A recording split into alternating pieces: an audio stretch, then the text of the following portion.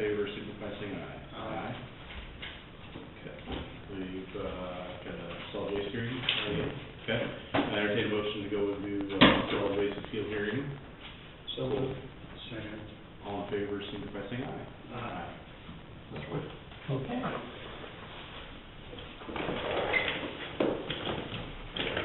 My name is Otto Wick, and I live at 1700 Jayhawk Drive here in Atchison, Kansas. And I am here to protest the fee, the solid waste fee, for the Northeast Kansas Railroaders.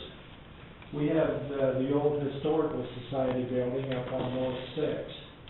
We signed a contract with Father Angelus on the Historical Society building back in February 18th of '91.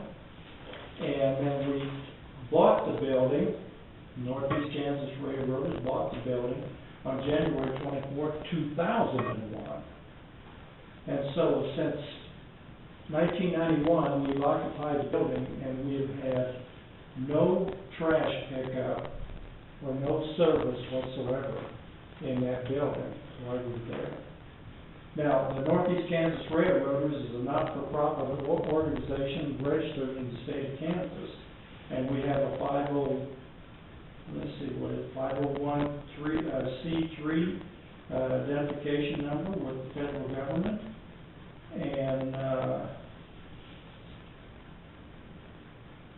think that fairly tells what the Northeast Kansas Railroaders are. Now, since we've been in that building, as I said, we have not had trash pickup or bin or any other disposal. We meet in that building once a month, and that's for our club meetings, and we have the Rail Museum down 200 South 10th Street, and we use this building for storage of historical artifacts and our railroad modulars and train tables that we take to schools or the old folks' homes here and around, and we take it to train shows. The train shows is kind of a source of income for us. And that's about it. I'm here to appeal the I know the $30.50 is what it's been settled on, but for a nonprofit organization such as us, that's a pretty good little amount per year, I believe it is. Right? So that's where we stand. Any questions? No, I question you answered my question. They do meet there. They do meet there. Once a month. And it's the first Thursday of the month. If anybody's interested and want to join and have model training. So if there is any waste at your meetings, you dispose of it yourself? Right. Some of the guys that bring in, like McDonald's or whatever, they take it with them when they go. That's kind of one of our rules there. And then we don't generate anything in building our models and this and that. If we do generate anything like that, I suppose you could say we'd probably take it and put it in our own trash at home. But that's very minimal, if any at all. Okay. Because it was reduced when so the original was $61, and then it was reduced to. The original was $122. Because on the 501, you did the same way you did on the churches. Exactly. So that's consistent with the churches. Mm-hmm. And pretty much all nonprofits, Right. other than one or two that use a dumpster. So it was consistently applied by the resolutions. Okay. So Okay. Fine, any questions? Okay. Bill, do you have any questions? Okay. What you just heard, like in the past, is that we know you're not for profit. Very similar to the way we've handled the others at this point. Based on how we passed the resolution, it looks like possibly going forward in 2014 there'll be a change to the system, possibly going like a potential potential tipping fee.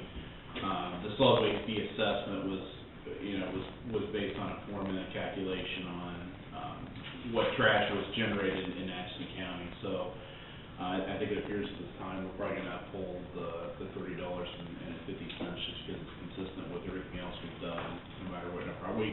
We feel, we understand what you're saying as far as no trash generation. Hopefully, we can, going forward, there'll be a change the system, so the mechanism for funding it will be more consistent than what it has been in the past, so. Yes, we understand that too.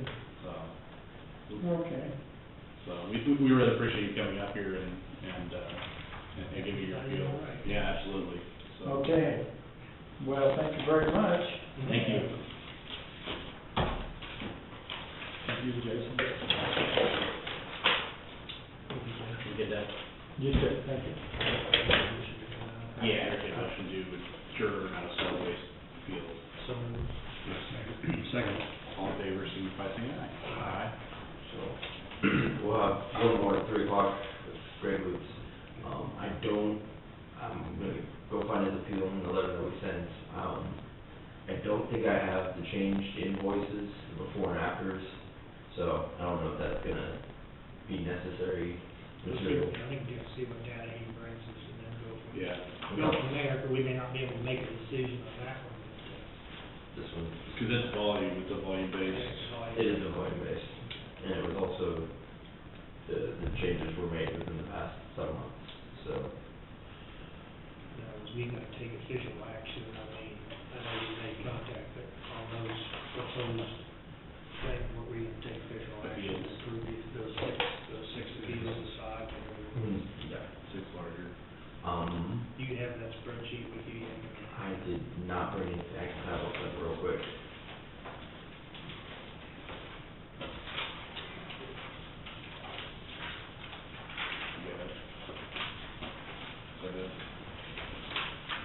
Yeah, this is the one from the other day. Maybe just 5 of them. Let's see, Glishmine, Bartlett, Golden Star, Benedictine, and Grafton. Yeah. There's 6 on there, but, Leavenworth Hills was already reduced. We actually, oddly enough, we already reduced that. There's 5. That's correct, so. Weight assessed. So, I guess basically I'd entertain a motion to accept, proposal of solid waste fee reductions, per spreadsheet for, weight-based, businesses, including Bush Mines, Bartlett, Golden Star, Benedictine, and Bradkin as listed. I will so move, Mr. Chairman. We have a second. I have a second. All in favor, signify by saying aye. Aye. You want me to print something out so you can Yeah. sign it and make it more? Maybe cleaner copy, because, Josh is gonna need one. Yeah, you can take one of those off of there. Put those aside. Yeah, that's a good idea, too. Yeah. Maybe remove some of the excess. Should we be putting numbers on paper like that, that's like solid waste page, 5 page, or page 1, or? Does the clerk have like an artifact or an attachment system, like whatever thing that we sign, we attach it to whatever resolution or? Okay, well, we'll do that from now on, we'll date it and label it some kind of like solid waste Just somebody, resolution. I want to see this list, like where it is right here, and the number, and everything. I think it'd be a good idea. Well, once this is all Yeah. said and done, we'll have. You should be able to make it available somewhere, and like that, because you can go to the document center and, find archive stuff that's been scanned in the system. So it ought to be Should- searchable. Mm. It should be able to be searchable, it should be able to. Cool, I'll check with the clerk and see if she has a labeling system or if we need to do something different. Okay. So you We're ready for rest and so we got Larry up here. I just had, council dropped off a work agreement this morning, I read through it, and I had a couple of suggestions, and it's probably, to benefit you all more than me, but, it was something we talked about in the meeting, that I don't think he touched on. I went ahead and signed it the way it is. If you want to let it go the way it is, that's fine, or if you want to modify it, I'll So re-sign in it. section 2,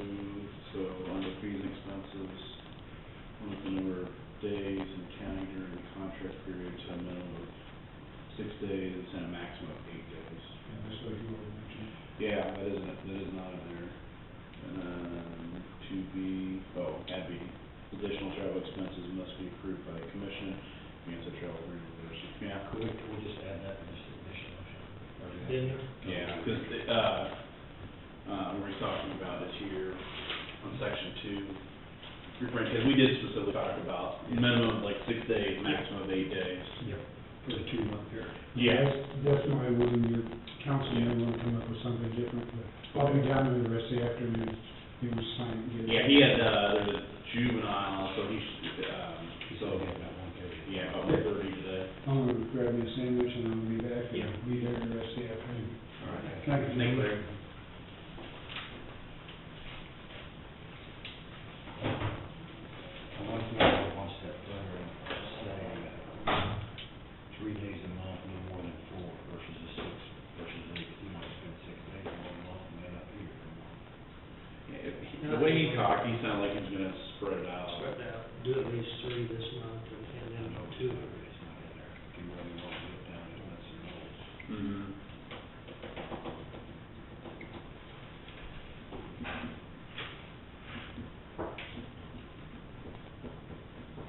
What was the other thing?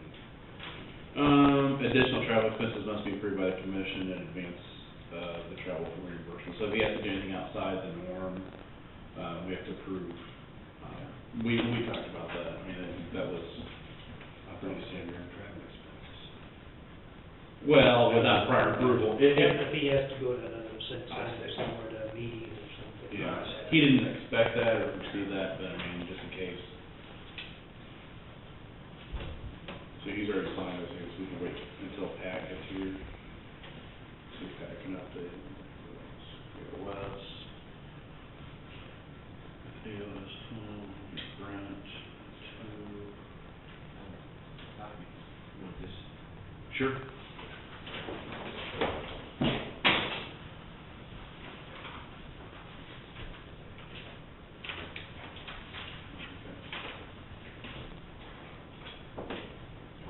Yeah. And Jerry's at 3, so if we run, I think we have blue soil at 3, so Jerry can just sit and wait for a little bit, I think he was pretty much open.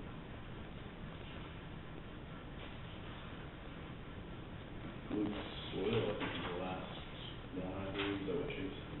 last business one. That's all right. April 16th. Yeah, that's, that, and he thought maybe Golden Star, he's got this. This is for tomorrow. Yeah, the one on this one, is that the 10? This one's today, Josh gave you today, is that Oh, right. for, is that for the budget? That's for tomorrow. Oh, he gets copies of those. Joe's at 10. Chris could be here at 9, I know that. Who is? Chris can come up at 9. Okay. See, career. Game. Well, I thought, as you suggest, we just get started on some of those that we can go ahead and approve and have them laid aside, and if we get started on some others that we need to make modifications in those call, because we need to then start, anybody we're gonna make changes to, we want them to come back up and talk to them about it, so we'll have to reschedule them. Conservation. Extension. Sure. And we'll see what Chris is talking about, if we even have to have another like special meeting next week or something. Any of the budgets that we want to correct or make modifications to, just to help expedite, because I think he wanted to have as much done as he could. Yeah, I think he's wanting to have a preliminary budget possibly in by next week, is Yeah. what he had said. But I don't think we're gonna work with the crowds to do that. Depends on how much we get done tomorrow. Guess we were gonna treasurer's budget too. What the? We were gonna treasurer's budget early too.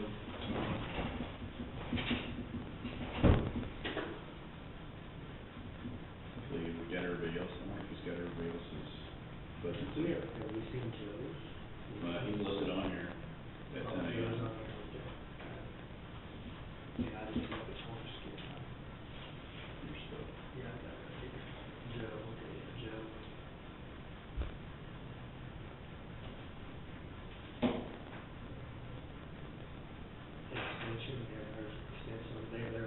Not free, yeah. That would be interesting. We didn't get anything from Happy Hearts, did we? Yeah, I don't think so, I haven't seen anything. Mm-hmm. Wondered that long meeting tomorrow, we got Jack on 3:30, so. Yeah, I saw that. Well, I know he was working on some stuff, and Jack, the last week, and I just told him it'd be really good to have, at least just come and give us an initial proposal, you know, sooner rather than later. So, he just had, did you hear about the expedition?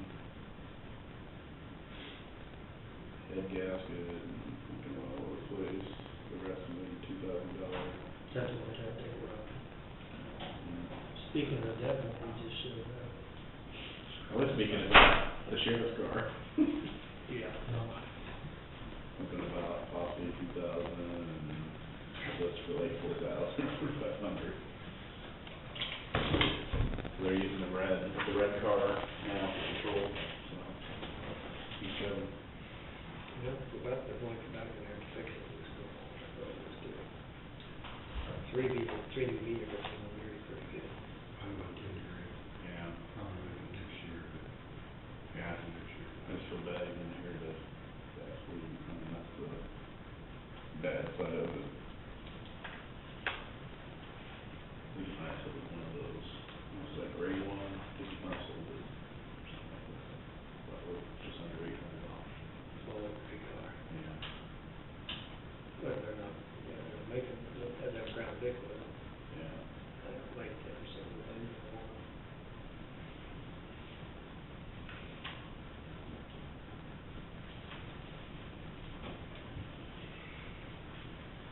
What kind of shape are those two pickups for that solid waste? Push drum shape, could you take one of those? Yeah, it's not a lot of, those extend long beds. No.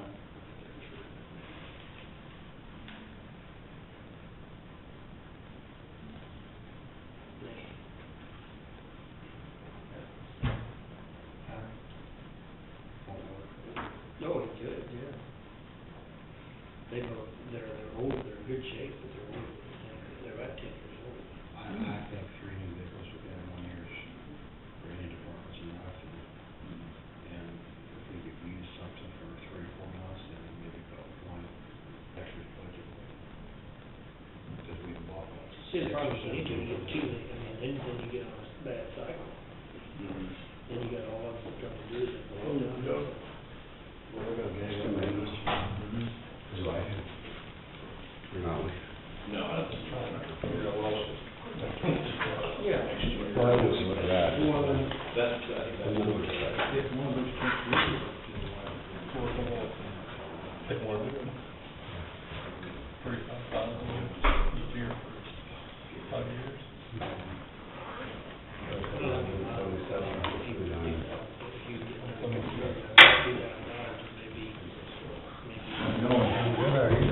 Not too bad. Glad to be inside now. How's my out there? Still fine? Never got one? Yeah, oh, well, they got mowed today. That's in my letter. I never buy it from field, so. Anyway. Mowing it for me, so, Yeah. not a good one. They gonna fail them? No, not a bad. Well, and that's just, that's just a spiteful thing, 'cause that thing, after they go to season, that gets mowed all the rest of the year.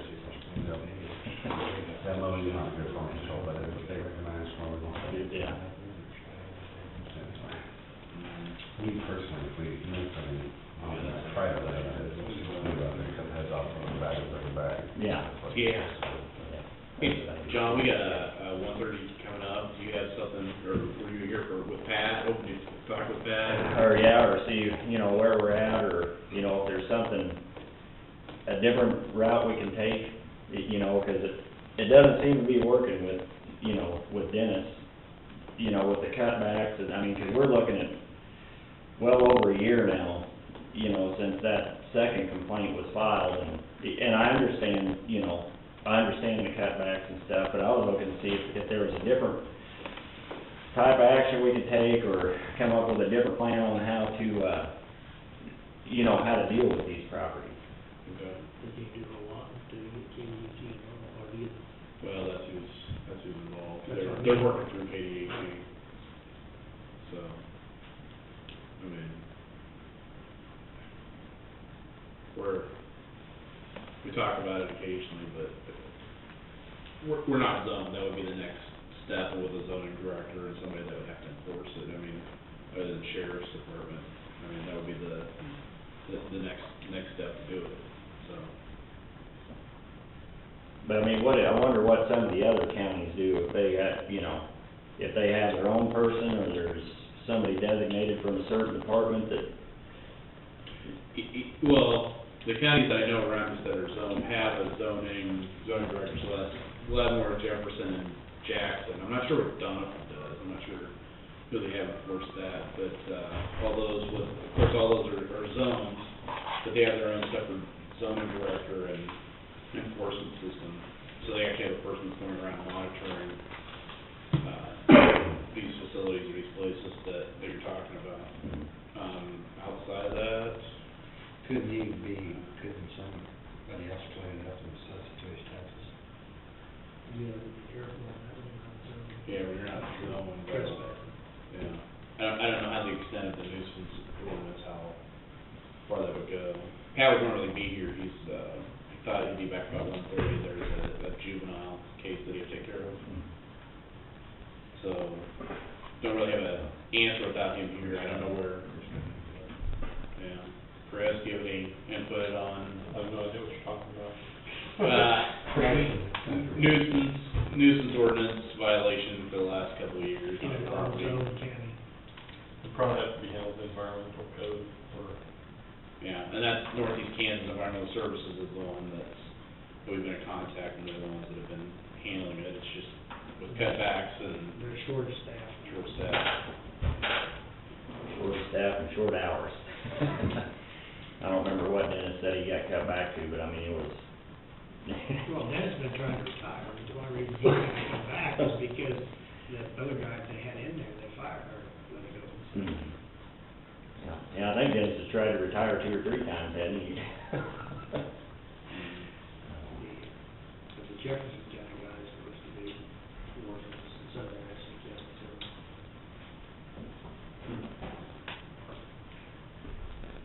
Okay, well, just keep plugging away until. Yep. Have you talked with Pat recently, or have you touched base with him?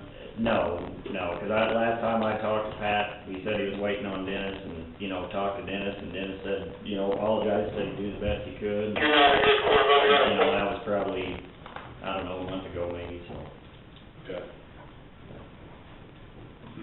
Well, without Pat here, I don't know Right. where he's followed up or where he's at with that. We'll inquire with Pat as soon as he gets, I don't know, he thought 1:30 that, so you're welcome to sit and wait for a while, see if he comes in, and then inquire with him, so. Okay, I might wait for a few Yeah. minutes, and if not, you know, I'll catch up with him at some point, so. Okay. Okay. Thank you. Thank you. Great. Come on up. Come on up. You guys need a copy of that, man? The agreement. You know, The newer. that work order. No, there's 2 different sheets and 2 different prices.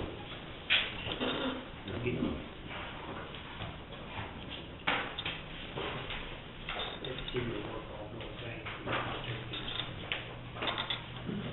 And then I have a copy of the actual contract for you. Is that different than this? No, this is the actual contract for the key. Oh, The- Key Financial. The agreement with AOS. Okay. And then you have to sign these in blue if you decide to sign. Okay.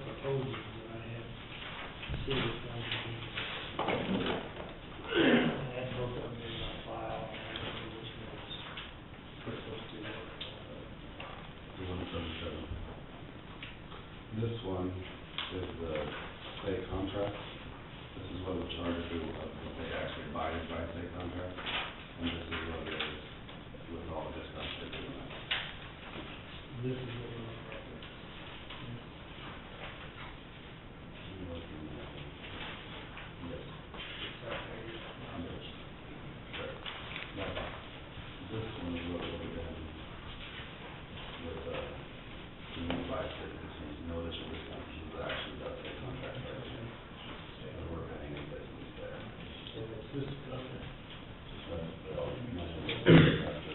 Oh, that's the, okay.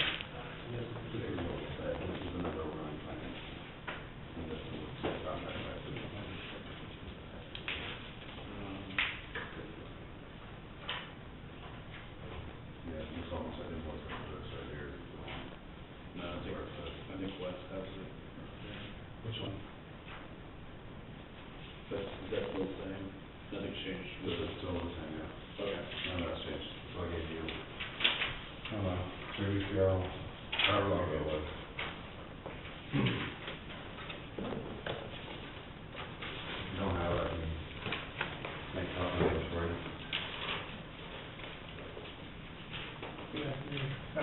So, how many of these have you put in place? The company's done dozens and dozens and dozens. In fact, we're deploying the entire state of Kansas right now. We've got engineers that have been on site for the last few months, and we've got 6 months left of work, for the state, various departments.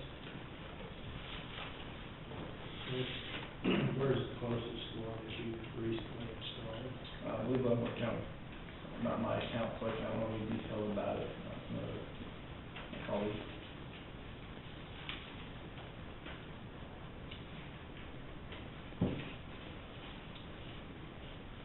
Big saving comes in after the equipment's all paid for, 3 years, 4 years. I mean, with the phone system, you'd have a savings right out the get-go, but with us doing a network upgrade, because we're out of bandwidth, it makes it so it's not, you're not getting it for free. So, when you get savings on phone system side, right away, those network upgrade doesn't look like they are. But we have to do network upgrade because we can't continue doing business the way we, with the limited amount of bandwidth that we have. And how old is our current system? Almost 30 years. Almost 30. No, not quite. 91 is when we put it in. So 22, 23. 20, 23 years, which is. We talked about this a little bit. Now, if we decide to go with this contract starts the day that we got the line or the day we signed this contract? You're talking about.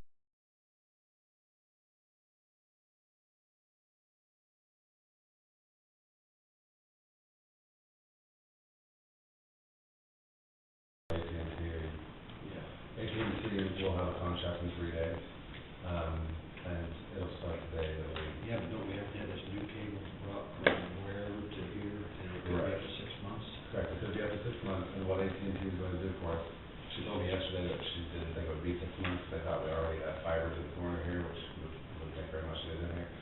But just in case, it could be up to 6 months, they would put 2 T1s in here for us, so we would have a get-go with the phone system, and then switch us to the fiber with them. And charge us a lesser amount until the fiber got installed. But she said she thought it would be a matter of a couple of weeks, because she's pretty sure to the corner over here, they already have fiber in. Well, she said knows that it goes to the school. And, Sure, it would be too. no, but they say up to 6 months. Well, didn't the city of Ashton run fiber right from Joint Communications down to, That's not AT&T, that's Allegiance on that. So, and we want to have fiber to our building directly instead of a bunch of hops. Sure. Because if you have something that fails, it doesn't cost us to put the fiber in for free, up to $10,000, so it's not gonna cost them more than $10,000 with fiber to us, so we'll be fine.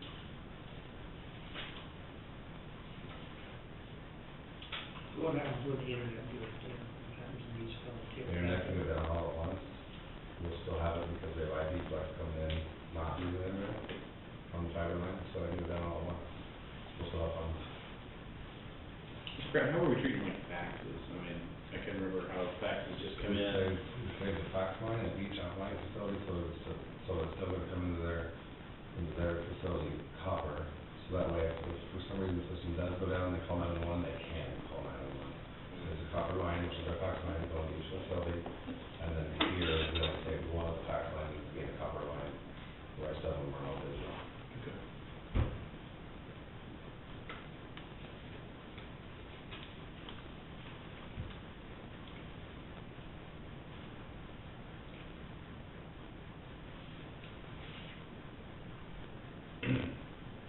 One question I had is, I know we have several different phone numbers for different offices, and if somebody calls in, does it go to, we talked about like going to like one main number and then it disperses out, or, Yeah, okay.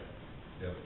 Other department heads are like that, because some of them are partial with their phone numbers, but it'd be honestly, it'd be the easiest for everyone, because if you dial one number that we pay to list, and then it says dial, press one for the clerk's office, press two for the sheriff's office, press three, and then you don't have people accidentally calling the sheriff's office trying to get a hold of the appraiser's office, and vice versa. So, that's the way to do it. And that's what the sheriff's office, they'll have their own hunt group, for them, you don't, they'll have their own hunt group, that's what it'll be. Yeah.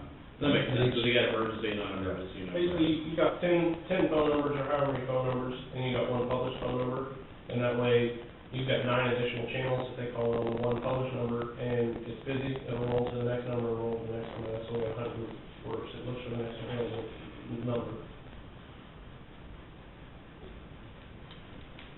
Make it easier, people getting less confused and how to use it. You're gonna have a lot of busy with just one number, busy signals. No, It it rolls to the next one. It'll roll over. It's like if you call my office, I have two phone numbers on a fax. And if I'm on the phone, then it'll roll over to the next number, and it'll ring, and somebody will answer, and if Connie's on the phone, it'll roll over to the fax line, and he can answer if he's there. So. But what do we do, 23 channels? Yeah. So we'll have 23 essential channels that it can roll to. At any given time, you're not gonna see 23 lines lit up for the county. What do we have now? I mean, Eight this building, 8, 5. one, two. Yeah. Yeah, it's one we have now. Instead of being $18 to $29 a phone line, you pay 88 cents a channel. So, a channel is phone line. With IT flexibility of it, you can go up to 50 something, 62 or 64. yeah. Actually, because I don't understand all the terminology, how much of this is AOS actually installing versus how much are we installing in-house? Probably about 90% of AOS, to the certain point that we'll set up, and test at least a dozen lines, and we'll do that with the county's team. I assume Kyle can be very, very involved in that, and that way he can go through and actually program each individual phone. Because the phone is programmed individually, you pick your phone up off your desk, take it to another office, plug it in, and you still have the same phone number. When you dial out, it'll still be the same caller ID number that goes out. Instead of having an AOS engineer do every single phone in the county, we shave some time and money off the installation fee by doing the first dozen or 2 dozen on tank, and then make sure Kyle understands how to do it.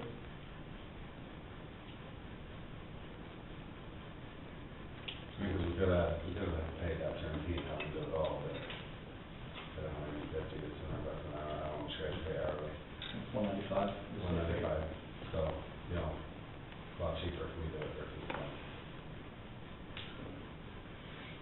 then David is involved in installation.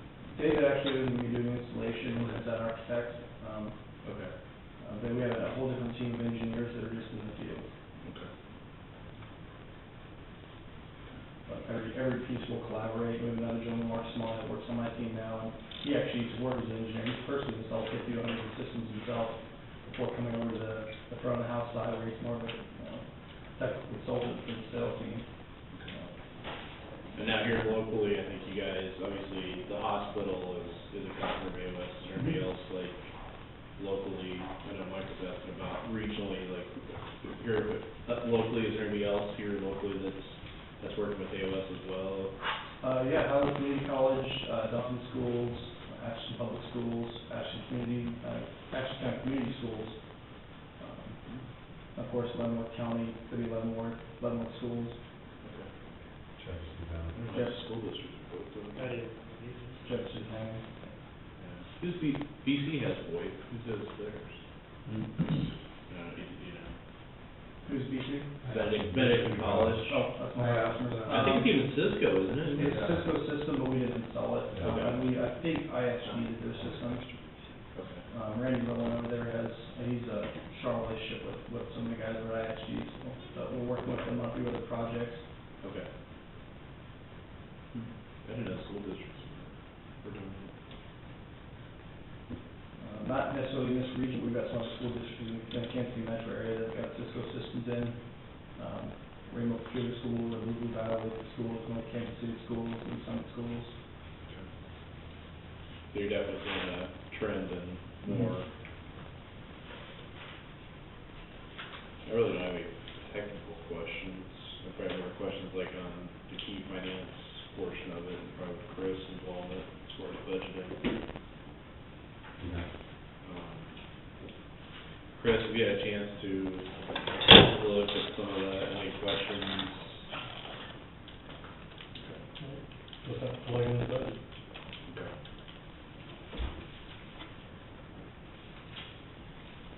I'm gonna walk down through it with you, because I understand a lot better, because I talked to key financing yesterday Okay. than what I did prior to looking at it. Do you have copies of it, or do you? I can pull it up. Russ, Good. yep. There's a lot of legal, which Pat has already read, and said he was fine with everything, so they already had the county option to where we can get out anytime if we should financially need to. All that's already in there, so Pat said he was happy with the legal part of it. If you skip past the first 2 pages, that's just the document checklist. Where you start with the tax exempt lease and purchase, you would have Jeff sign that, and this is the legal that Pat has already read, and he can tell you he's okay with it. He told me he was okay with what it was. You skip back to the taxes, addendum to tax exempt lease purchase. We by law have to fill out these sheets, that we read through it, and we pulled the numbers out of the agreement and put it in here, which I have all those numbers pulled out, so I can fill it in for you. Then you would have the challenge board sign it, and then you would have the county clerk attest to his signature. When you switch back farther, it gives you your financial breakdown on the next page, which is where I pulled all the numbers for that prior page to that. And everything, 35,000 each year, with a total of 177,788.68. And it's 2.53% interest, but as you see, Cisco paid 100% of the interest up, we'll pay 100% of the interest up front, so it is 0% interest. I mean, we're not paying any interest, they're charging interest, but Cisco's picking up that tab. You switch back to Exhibit A, it tells us the quote from Alexander Open Systems. It also says that this is part of the contract, 11330AA. Part of the state contract, which gets us around doing this, so we don't have to do this. Then you have the actual bill of materials, which is broke out by location. Which that hasn't changed, that's been same since June, early June, when we got the first bid.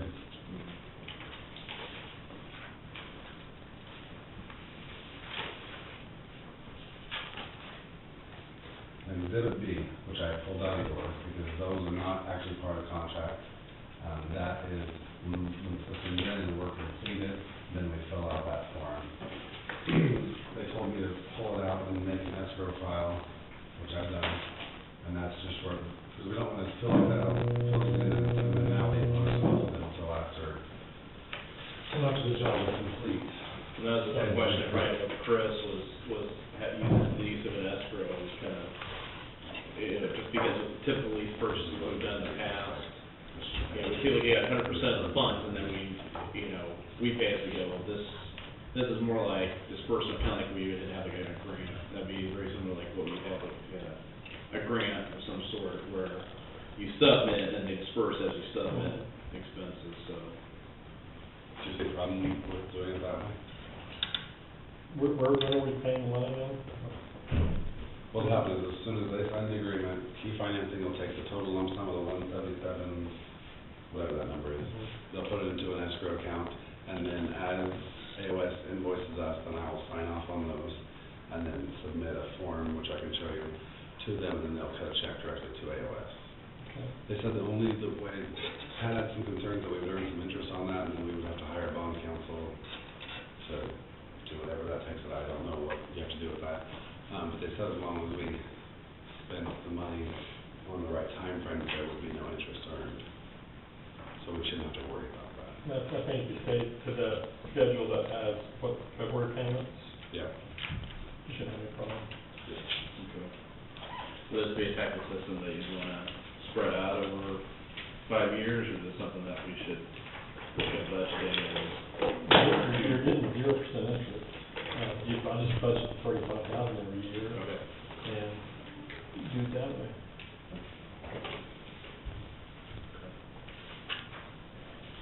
Okay. When is the first payment going to be? The first payment is due in October. What is that, what sheet is that? It's on sheet like 2 or 3. Is there any penalty if you decide to pay it off early? No. If we paid it off earlier, we've actually paid $3,000 off of it. What date do you want, Wes? Well, we don't have to have paid it off. No, we don't have. You have it, it's just hard to have it. I remember seeing it. Okay, there it is. So yeah, you have 35,574 due in October, and then February. And, I know initially I calculated that, that the numbers were a little bit different, or there were some questions about the principal There's interest. a $3,000 principal interest question, which figures out right, but if you pay it off earlier, you get out of paying that $3,000. Okay. Which I did that on email from Jim. James, Jim Pan has it. Jim had that. Okay. You get to double the key quite a bit. Mhm. Okay. Key Finance is, they exclusively work with government, school, nonprofit. So, Cisco Capital works, let's say, any commercial industry, and Key Finance is simply within that, just the government, public sector.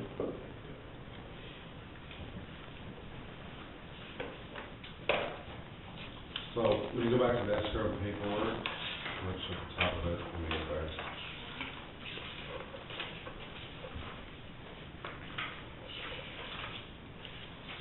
Oh, first, Exhibit C, legal counsel needs to draft a letter saying that they've read this and they sign off on it.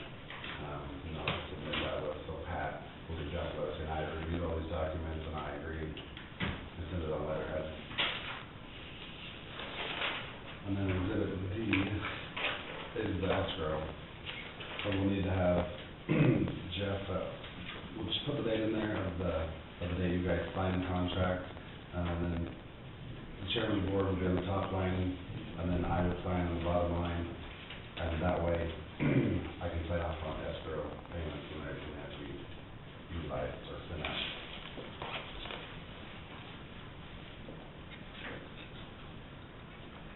On Exhibit E, we would check mark the top box, because I doubt we're gonna do more than $10 million in loans this year. So you see that?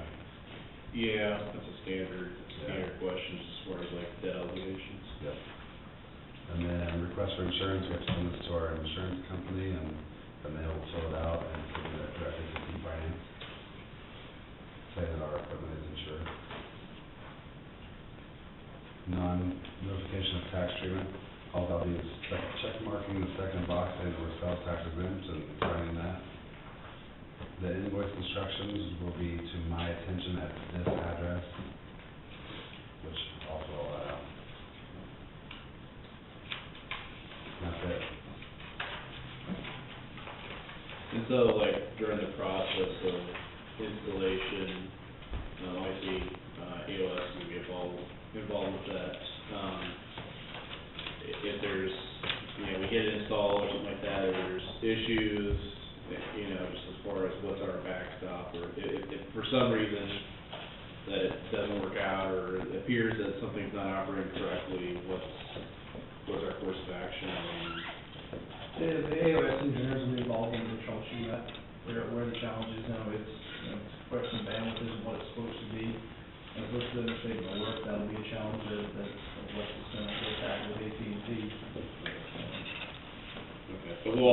be dealing with you typically? Okay. You can always call me, and if you're not sure the resource you need to reach out to, I'll find them. I'll walk down to the scheduling team and break in our office, I do all the time. Okay.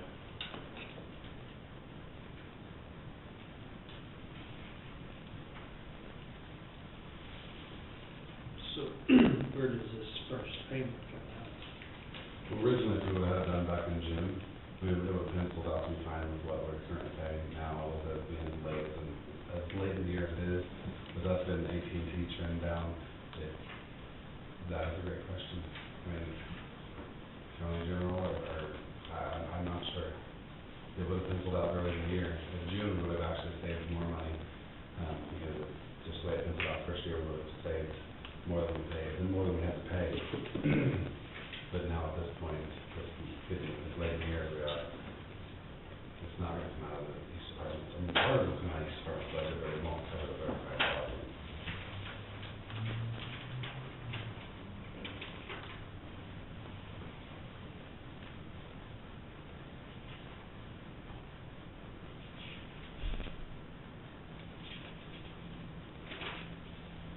Well, that's the big issue right now, let's figure out.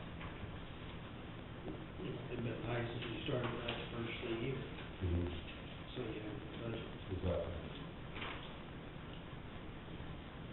That's what we were aiming for, but, you know, a couple of raises going out in February, and Yeah, but did you have your budget in? because each Or department. you would come out of the department? Yeah. Yeah, it was in the budget. You would actually paid out less money than what you would have normally paid out. Yeah, the cost savings on your phones would have paid for the bill. Yeah.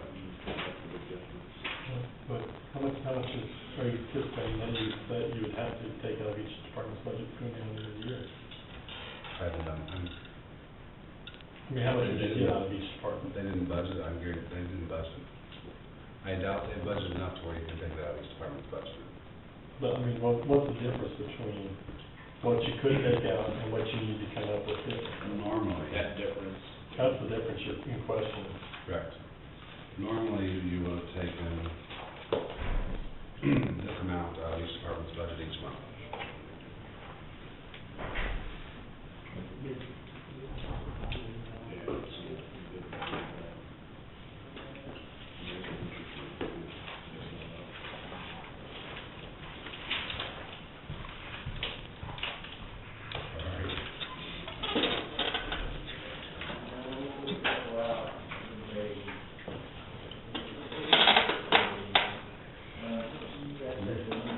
Will this start in August? Do what? Will this start in August, those payments be diverted in August? Probably in September, late September. And then we have long distance on top of that, that we're going to be paying, because there is no long distance for new system. Did I give you a long distance one, or did I give you the monthly? AT&T? Yeah, I didn't. Here's the long distance one. Plus here's the 3-month average of our long distance bill, which is another $1,800 a month.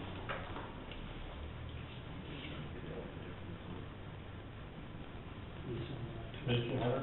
Yeah.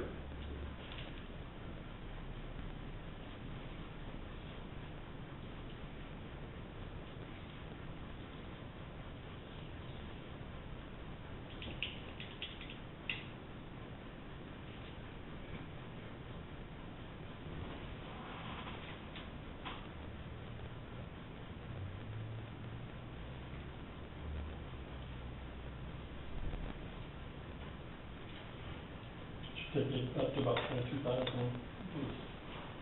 You could divert, so you're only looking at 13,000. 13,000 wouldn't come out of the budget. Because you wouldn't get enough. Yep. I mean,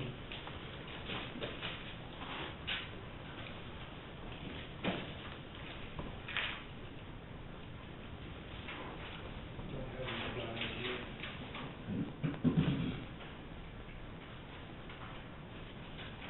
Well, IT capital improvement, that's $10,000 out of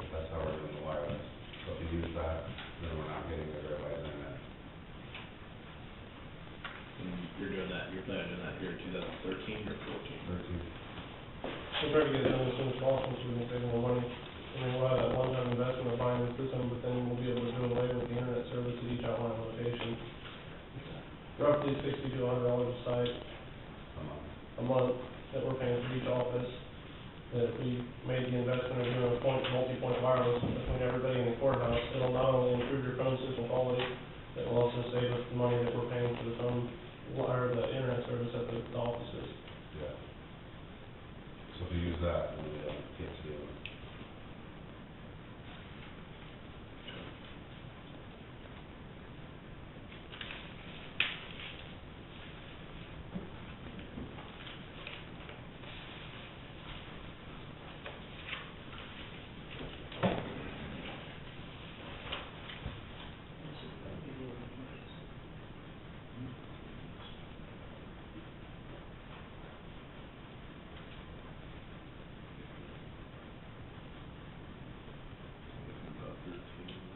Chris, do you think?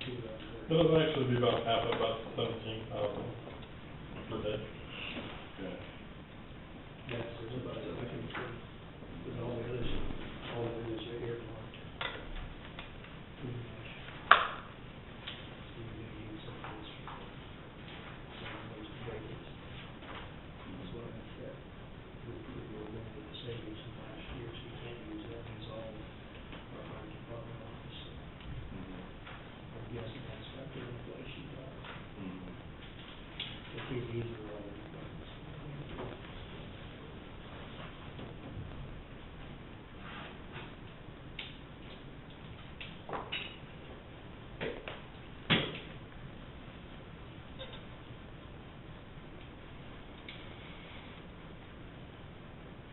Should have been Chris.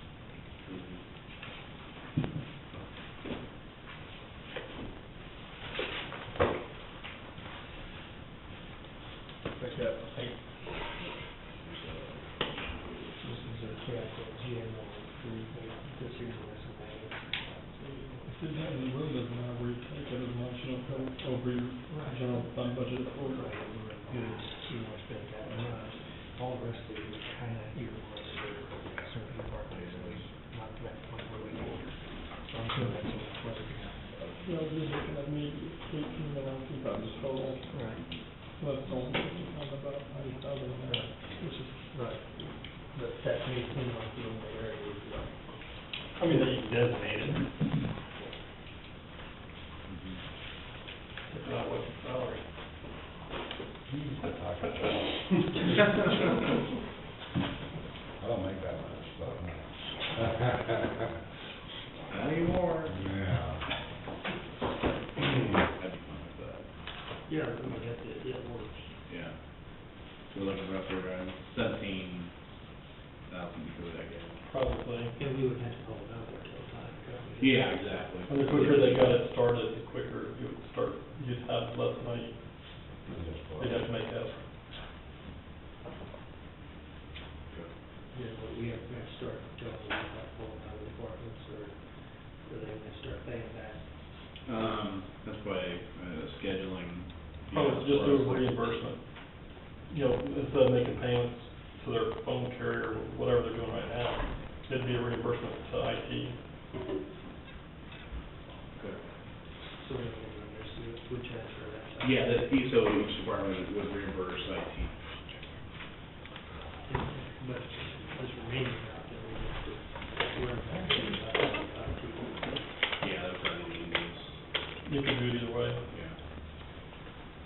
directly from that account line or through IT. It's like a transfer roll from the capital improvement fund into. A reimbursement. Reimbursement, sorry. It'd probably be simple, put it up cleaner, the county wants.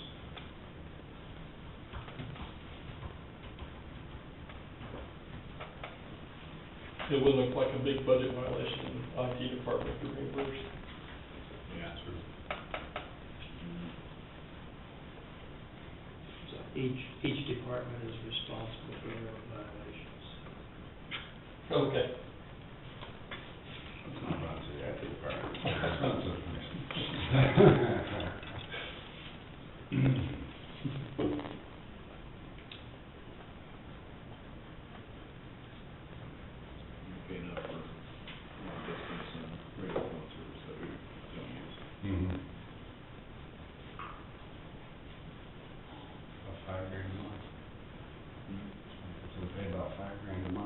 4,500. So, too much. This copy is like, you have the actual bill copy, okay, look at that real quick. Well, I don't have the actual bill, I have summary of the bill, because the bill is that thick. Yeah, we saw it last week. I got 34 months of it. That's what I have. And they run somewhere around 35 a year. Just for the actual phone, that's not included. The internet's. Yeah, 34, and that one 32, and that one Yeah, those are one of the. 36.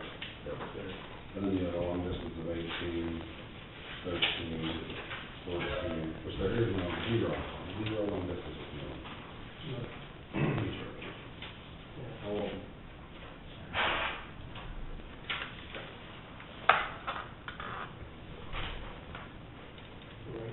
Oh, Yeah, is that regular? but the way it is, they come off.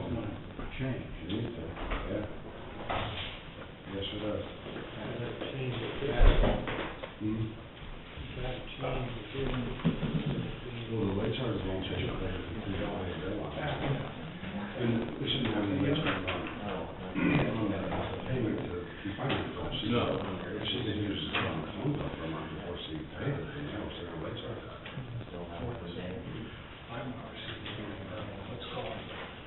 It says 3 plus you saw the last week. Well, I had lots of vendors call me when I'm ready to check. They're working on it.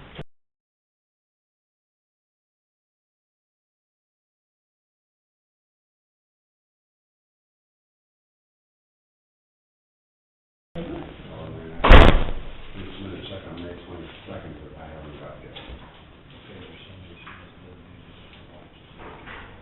Oh, it was. Cheryl. Used to, but now her and Linda, are you helping with payments at all? Okay. Her and Linda are covering payments, but I submitted a check on May 22nd to, Extreme Electronics, which is running the fiber between the buildings, and we just got the check Last Friday. week, Yeah. I feel bad because Gene's a personal friend of mine, and I was like, I'm sorry, we submitted to get paid, we never got paid. Yeah, they should never take a month and a half. So who do we need to talk to, Josh? Well, but the checks go out on certain dates. They get paid on the 10th, and they get paid the last day of every month. So that's when they issue the check, so I don't know what So happened. that one should have been issued on the 10th of the following.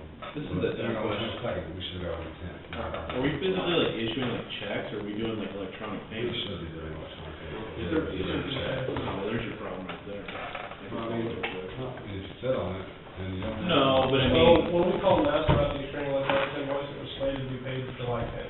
Yeah, And we rushed it and got it squeezed in with payroll last week. yeah.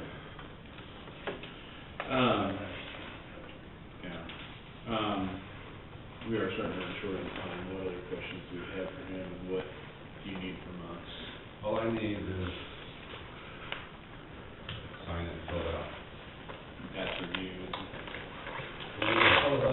Step document, phone call. Okay. Yeah, he's reviewed it. I just need him to say on the other hand that he's reviewed the document, and then he signs off on it. Okay. And then I need to send that one form to our insurance company, and have them fill it out, and I send it to, Of course, district code and motor vehicle system. Yes. Would you speak up in the camera, Chris? He wrote it down for you, but it's fine. They probably write it down for you, it's fine. The state's not running this stuff, so. And as soon as the lease documents are filled out, signed, we can order equipment from Cisco. And as soon as that document's signed, we can also schedule resources, have installation ready to go as soon as the equipment shows up. What kind of timeline based on? I've got to double check the scheduling. June was the timeline originally. Sure, but now since we're beyond, I'm gonna guess off the top of my head, from what the talking scheduling team last 2 weeks, that September is the earliest. Possibly be in August, but that's really, realistic dates. realistically, I think September. Pretty fair. It's one of those, it's trying to move the target until it's the equipment's ordered, and, you know, it's hard to schedule resources out and block them off. Pat, we're talking about the WAPE system. I think Wes is gonna get you a copy of, finance terms for the WAPE system, just for you. Is this updated from what they were before, or? No, no. Same one that you saw before. I had the email that forwarded you from them, you saw it, right? Yeah. And then I had a phone conference with them yesterday, and I walked through the contract step by step, and they told me by law, we have to fill out this page. The schedule here? Yeah, this we have to fill out, they cannot do it. This didn't add up. There's a $3,000 difference that we were talking about, and basically if we paid earlier, we get not paid that $3,000. If we don't, then we have to pay it. Which was on that email that I sent back to you from Mr. Jim, whatever his name was. Jim Pentetti. Jim Pentetti. Okay. Is this the original? No, they have one that needs to be signed. Well, no, I need to fill it out. Correct. Is it no? No, I'll sit over there at the table and fill it out. So now I need a letter from you saying that you will review the documents and It's not the form. see if file says. No, this is for me to get escrow payment. She flipped back and They had said, one. it says do not sign this, have a letterhead. Okay, yeah. To your question, we could divvy that out, we could divvy it out equally. Bill's had a question about how to, this is probably a question for Chris, how to, 2014 budgeting, of course, how do we attribute the costs of the WAPE system to each department? So much. We'd have to go back to the bill and kind of determine the use. But it's gonna change going forward though, because you're really not gonna have the same type of, it's like, part of the phone usage is gonna change drastically, especially like long distance, so it's, So that'd be up to you guys. There's no one other on this one, I mean, it's not right. Part of the payment for the channel, you don't go over long distance. I mean, if we go over 25,000, it'd be up to us how we wanna do it.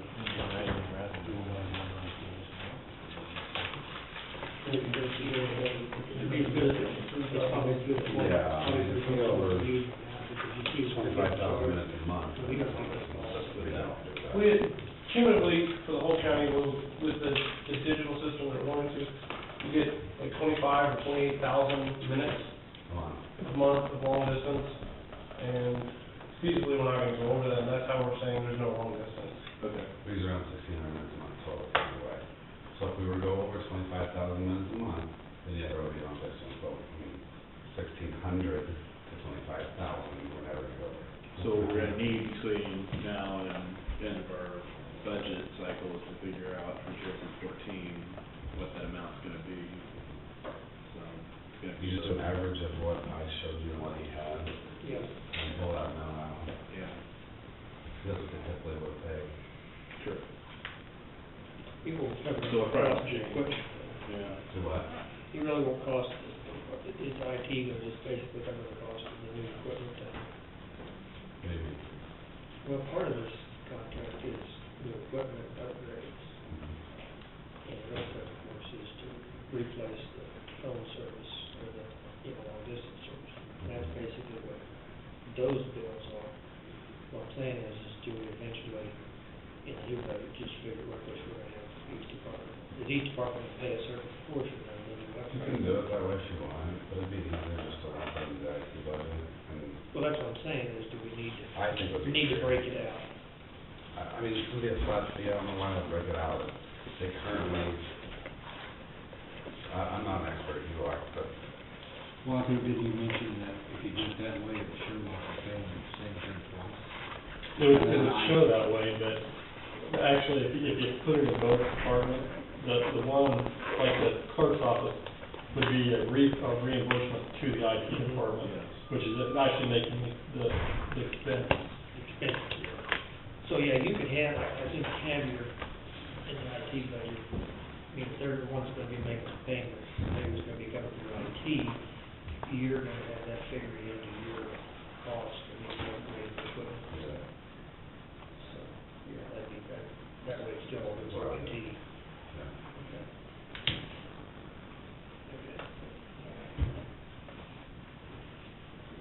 Okay. That was my big question, is to figure out where we can, being this late, really be better to do it later, so we can start next year, we're here, so. That price would change next week. So we get into August, and that price will change, because that's when this goes year. So this fiscal year restarts in August. That's when we start to really look at discontinuing some products and bring new products on and really start looking at pricing. So what you're saying, if we buy the system, we're always going to go week.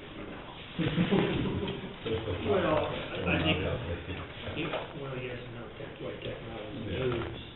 The reason I is that there's always gonna be upgrades. That's what SmartNet kind of provides to us though. This purchase will have SmartNet, and that makes us eligible for upgrades as they occur. Your firmware upgrades, your software upgrades, that's what SmartNet covers. It's an annual fee that we pay, that we lump in with this, and it basically, it makes sure that we're updated all the time.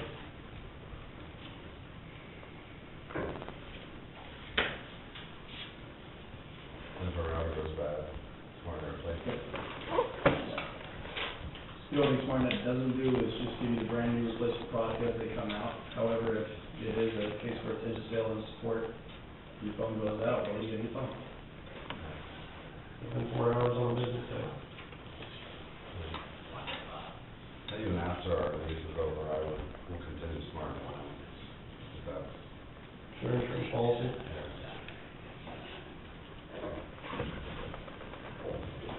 So we need to use that affiliate, we need to screw. I think we probably still need to have this Pat Celine review that. Well, I reviewed it, I mean, Okay. you got the, I think, a copy of the email sent out. Okay. Did you see a response to all of that? So, I don't have the letter ready. you guys could move to proceed, and I have to go back there and fill it out, and then you can sign up for that, and then I get the letter from him. That way we can give them a copy of the signed agreement and get the equipment order, and we get it on its way. And, will the motion be for agree with Key Finance or with AOS? So key finance, right? Because you're not signing anything with AOS. I mean, y'all are already signing through that, but it's like the style agreement. The statement of work, the same time there, just said we agreed to these terms for the install, so that another party came back there and said, well, you said this, Yeah. right here, we both signed it. There is a signature, so both. So both, okay, so. But actually, the equipment is the lease document, Key Finance, that physically get the order put in and get the funds for the installation. Okay, so then, I think we can do one motion, and we have two things going on with it, so, I'll entertain the motion, to purchase, Cisco VoIP system through Alexander Open Systems, and financing for the project for Key Government Finance, Inc., in the amount of $177,788.68. That's for a 5-year lease. Yes. So moved, Mr. Chairman. All in favor, signify by saying aye. Aye. Carried 3-0. You said there's page on here. I'm not signing black ink. Here, the blue page. It's certified several times, but it has to be blue.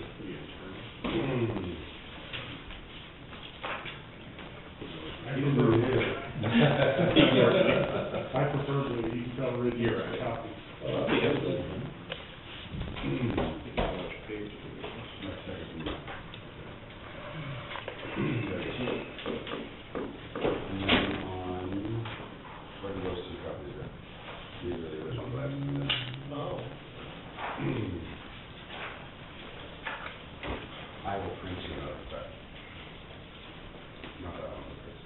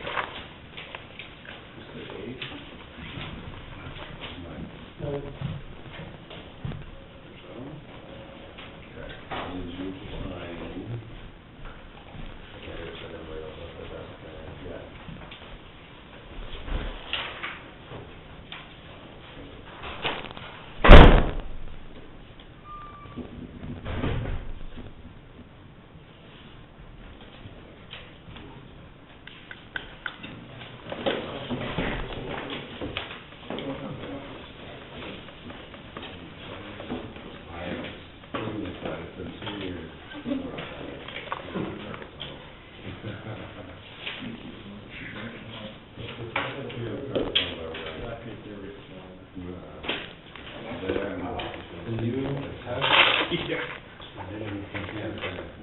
much we're all good.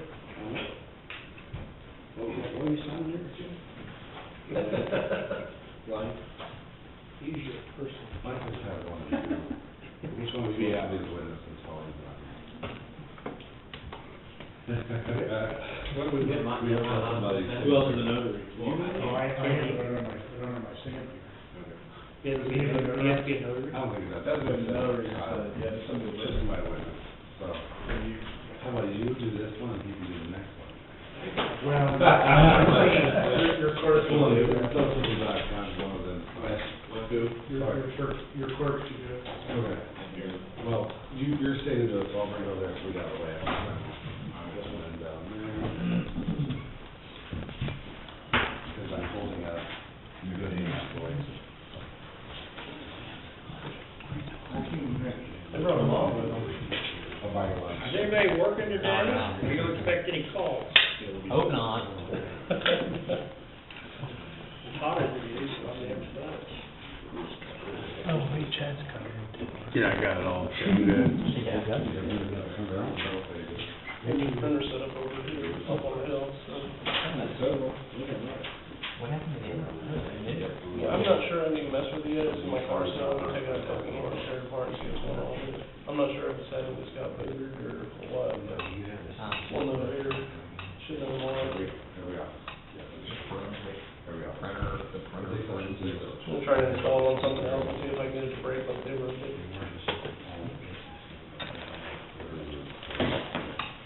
So I mean, it's only 7 months old, it really shouldn't have broke yet. There.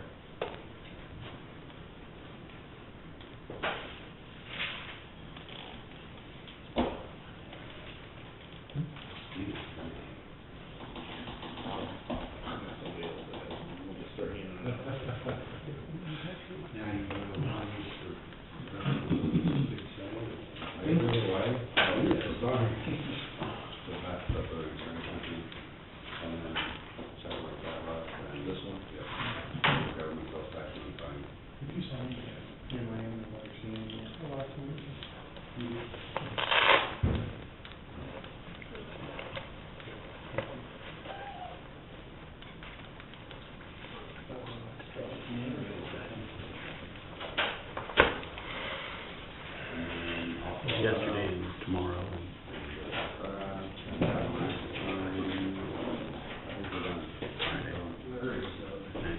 Saturday, but no.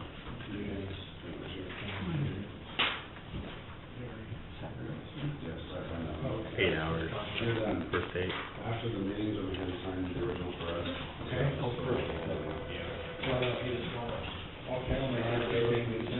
They got to see that he did it over.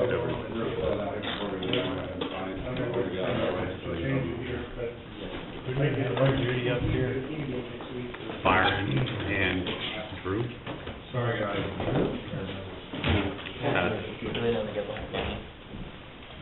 No, I'll tell him.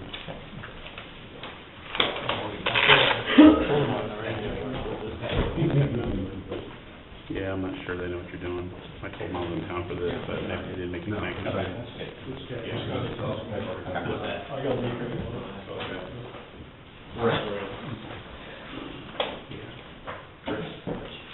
Chris, I've got a meeting, but I'll. Talk to you a couple of minutes, couple of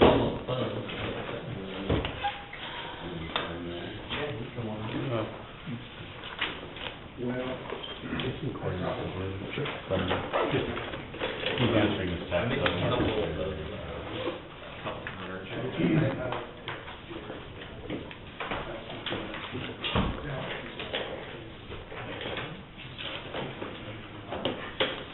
Pauline, you're looking lovely. Got a haircut now. You're taller. How much time do we have? What's the? I took all your time. Yeah, they pushed us back. We don't want a hunk of people from the community. How much you need? Well, not a whole.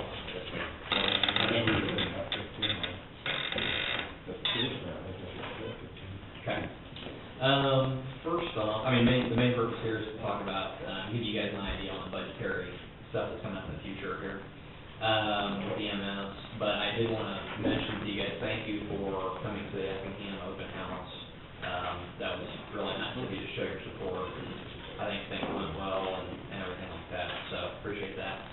As far as the budget goes, did you get a copy of that?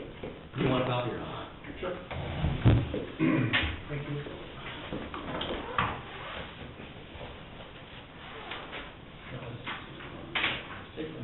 Yeah.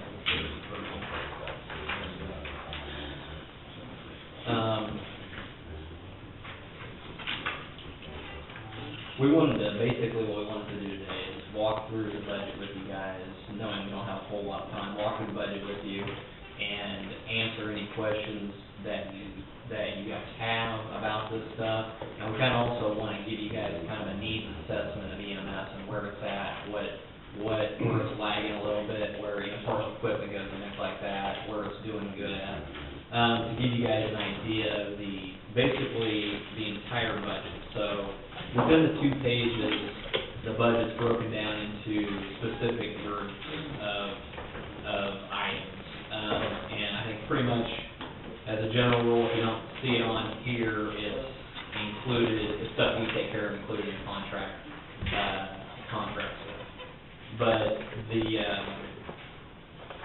the other thing on page 2, there are some figures that we don't have, and we'll need to get those, probably Wes or Chris or whoever will probably be the people that would know about this, I'm guessing, to get ideas on costs for Station 1 and Station 2 expenses, ongoing expenses, and also the renovations noted in there, but obviously there's no cost associated with that because we don't know what that is. So that's in there. Going back to the top of page 1, I'm going to go through these, and please, at any point, stop me for anything if it's a discussion point.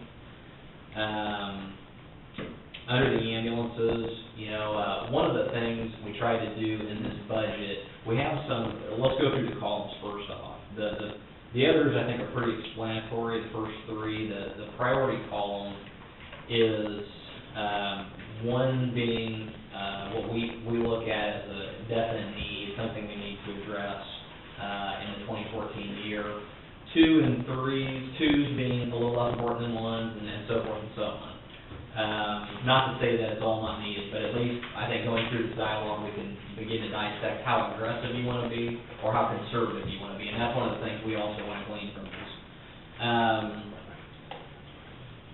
Maintenance, the first category, maintenance on our ambulances, that would be for any occurrences that we don't routinely take care of. We routinely take care of probably 90-95% of the cost of that, but if a turbo were to go out, a transmission, a motor, something of large expense, there's the money in there to cover that. New purchase, if you're looking at purchasing a new ambulance, obviously there's a wide range of costs associated with this, but as a general rule of thumb, the $160,000 is a good cost for a new ambulance. That's a new ambulance similar to the ones we currently now run. However, this is a little too early to tell, but there is some potential cost savings in that. We are working toward things with transfer units and things like that, which actually might lower the cost of that unit substantially, but we can't say that for sure now. So, but ultimately, if you had to replace or get another ambulance, it would be about $160,000 for a brand new one. The other options are Medic. Medic 4 is the one that probably needs replaced. It has over 200,000 miles on it. Its box is not very good. It's not probably remountable. We wouldn't recommend it to be remounted. So that at some point in the future, whether it's next year or the year after or whenever, that unit probably needs to go completely away and then a new unit purchased in place of that. Now, having said that, Medic 2, even though it's got the 6-liter and a few problems here and there, doesn't have a whole lot of miles on it, and we can use it for several more years. And that box actually probably is remountable. That's a pretty good box on that too. So another potential cost savings is to utilize that box, remount onto another chassis like we did with the previous 2 to save quite a bit of money this past go. Very good question. Yes. On that Medic 2, how many injectors are being replaced on that? All 8 now. are you pleased with what, you know, I know I shared it with you, but when we had our problem, we went to St. Joe Diesel, and it never runs good. I mean, it was, they put their injectors in, they call it fast fuel pump, and that seems to take care of the problem. Is it still, is it working okay? Do they have a warranty on there? Oh, yeah. Okay, all right, that's fine. Yeah. I think, parts, on certain parts it's 1 year, I think injectors are going to 20 years. yeah. Well, yeah, I think they're giving 16 or 14 months warranty. Yeah, something like that. That's pretty much the same thing. Okay. The good thing about that is we know the guy really well, and likewise probably with you at St. Joe, was willing to break his back for us, so I'm sure we'll be. Well, I'm sure that's probably not the first thing they'll do that in. No, right. And they understand. Yeah, right. the problems. St. Joe, they thought it was more like a fuel pump than it was more or less injectors. Gotcha. So that number is a safe number, that way, if a new unit has to be replaced, you've got, the budget to allow that. Obviously, like we said, there's other options out there, remounting, a transfer truck, those type of situations that might end up saving the county a fair amount of money as long as it works well for public use. The contractual obligations are pretty cut and dried, it's right there. And basically, like I said before, everything, is included in that other than what you see here, which is predominantly just ambulances and equipment and stations. In the equipment line, there are ALS bags that we have in there, we do need bags. Is that per bag or is that for? No, that's the total that's the cost. outfit, actually 5 sets, that's multiple bags. Okay. And currently, you know, we're just letting Ashton borrow some of ours, we purchased some stuff just to bring over here in the interim to make things go quicker and smoother and easier. But ultimately, all the ALS bags, those are needed. The cot is a level 2. There is probably gonna be a need for a bariatric cot at some point in the future, for the population. And that's something that doesn't have to be next year, but probably needs to be a thought in your mind moving into the future. Flashlights, there's some state regulations on flashlights. There's kind of a hodgepodge right now, we just need to kind of get some more equipment there. Fluid warmers, there are some trucks that don't have them, that is why it's a level 1 priority. There are a couple of trucks that don't have fluid warmers, and that's important for patient care. The computer's not an issue. GPSs, the GPSs, really are pretty outdated. The ones they currently have are pretty outdated, so that's in there. And then, hair traction splints are just a device to splint up broken bones and things like that. And what on some of these, when you see a lot of the 2 replacement items, what the 2 replacement items are kind of starting to do is initiate a replacement program. Because something that I don't think the service really had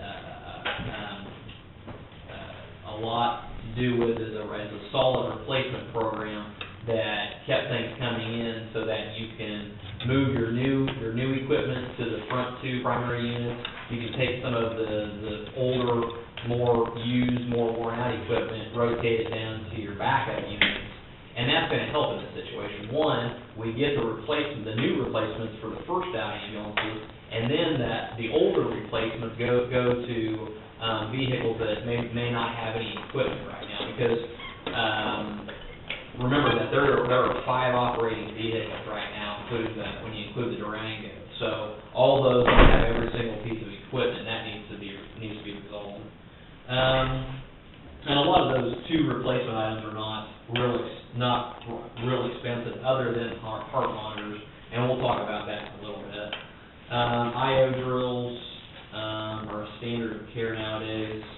Infusion pumps are are needed, and currently there are not any infusion pumps on any of the ambulances for medication administration. Headboards is another splaying device, long spine boards, the P boards, scoop stretchers, splints,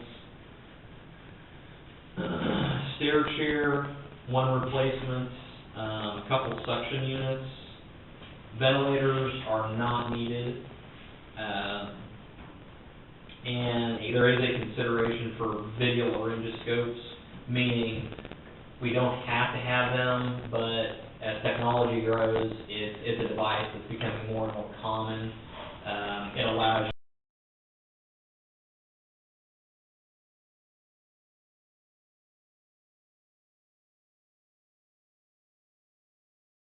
you to look on a video screen as you insert a tube into somebody's airway. There's medical equipment repairs in there. And we'll talk about radios after we talk about the heart monitors. So the heart monitors are very expensive pieces of equipment, probably the next expensive piece of equipment next to the ambulance purchases. There are probably three main vendors. I mean, there are a few others than that, but probably three main ones that you have. The current situation of the LifePaks, they're all functioning and in use, but this is kind of one of the scarier elements if you don't get into a replacement program. Three of the monitors are 4 years past their life cycle. Another one is going to be out of its life cycle within a year. So the heart monitors not a lot has been done with heart monitors in quite a while. It's kind of like the truck situation. We have now there are some things that we can do about this to help out though. I mean, we have two down, and they run about $30,000 to $35,000 each if you're looking for the new model of what we currently use. They do have, that includes all the technology that we need to provide excellent patient care, but they are very costly. So with that being said though, there are a couple things we're looking at. One, we're looking at trialing another monitor that has gotten some pretty good reviews, and it is actually it is less expensive than the replacement for the models we currently use. We're looking at that. We are also looking into the bulk purchases which we do on a lot of this stuff. I'm looking at this with the heart monitor. On a lot of this stuff, we're purchasing this other equipment for our other services anyways. So the advantage of that is a lot of cost savings to when we can apply that to, kind of tailor everything to specific dates when we need to do this, so we can bulk purchase what we're going to purchase anyways. And with that, get cost savings to lower that as well. Radio equipment. So what we have on radio equipment, this is with the being in sync with the county's new radio plan, which is going to the digital VHF. We would need 7 digital VHFs, 5 for the ambulances and the park car, and then 2 for the EMS stations. That would cover us in all currently where we all have mobile radios right now. And that was, I think, the price we got from Wes on that.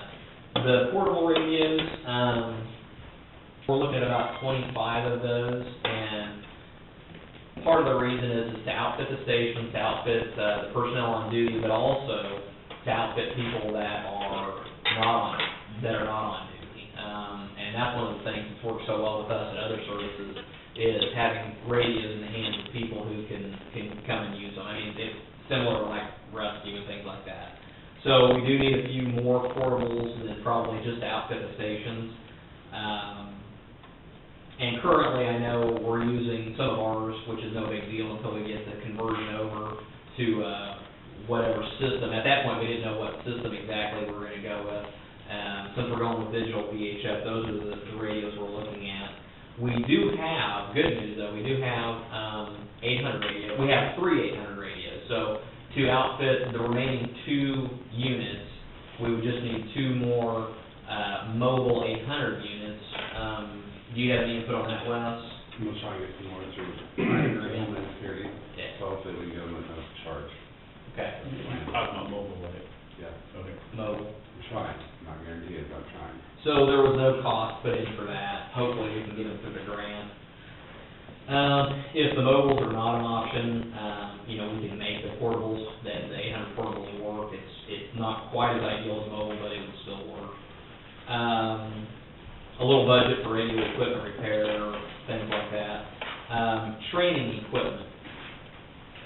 So over the next few years, currently the training equipment is, well, Chad and I, he's an instructor coordinator that teaches EMT classes, and it's pretty much non-existent. Is that a fair statement? There is none. Yeah. There's mine.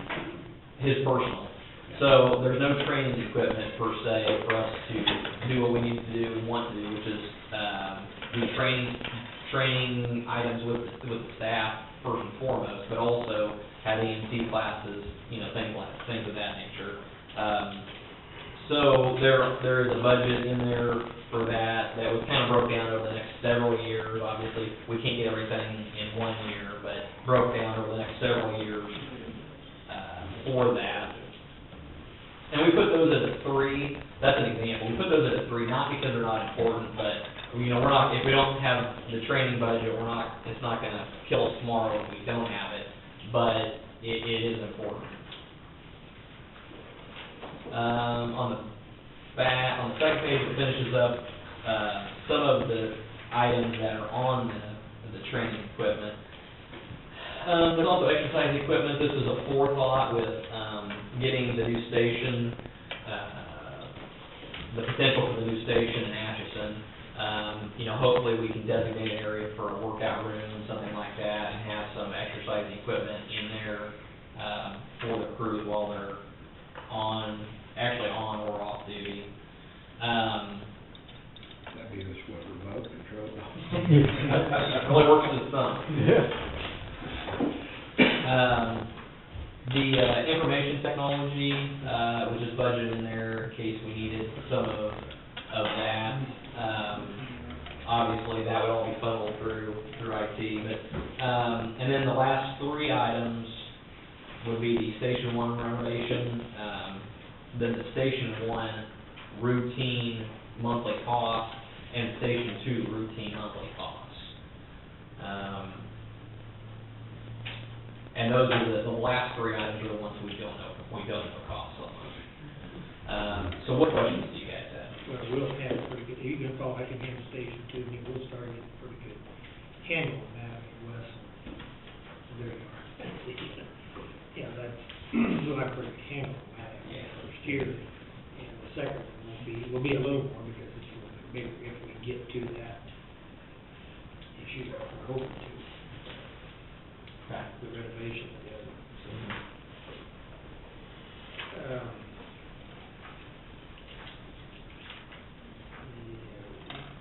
I guess one question I have, do we need 25 portable radios?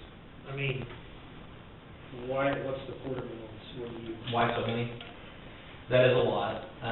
We have, I don't even know how many we have in our other services. One of the things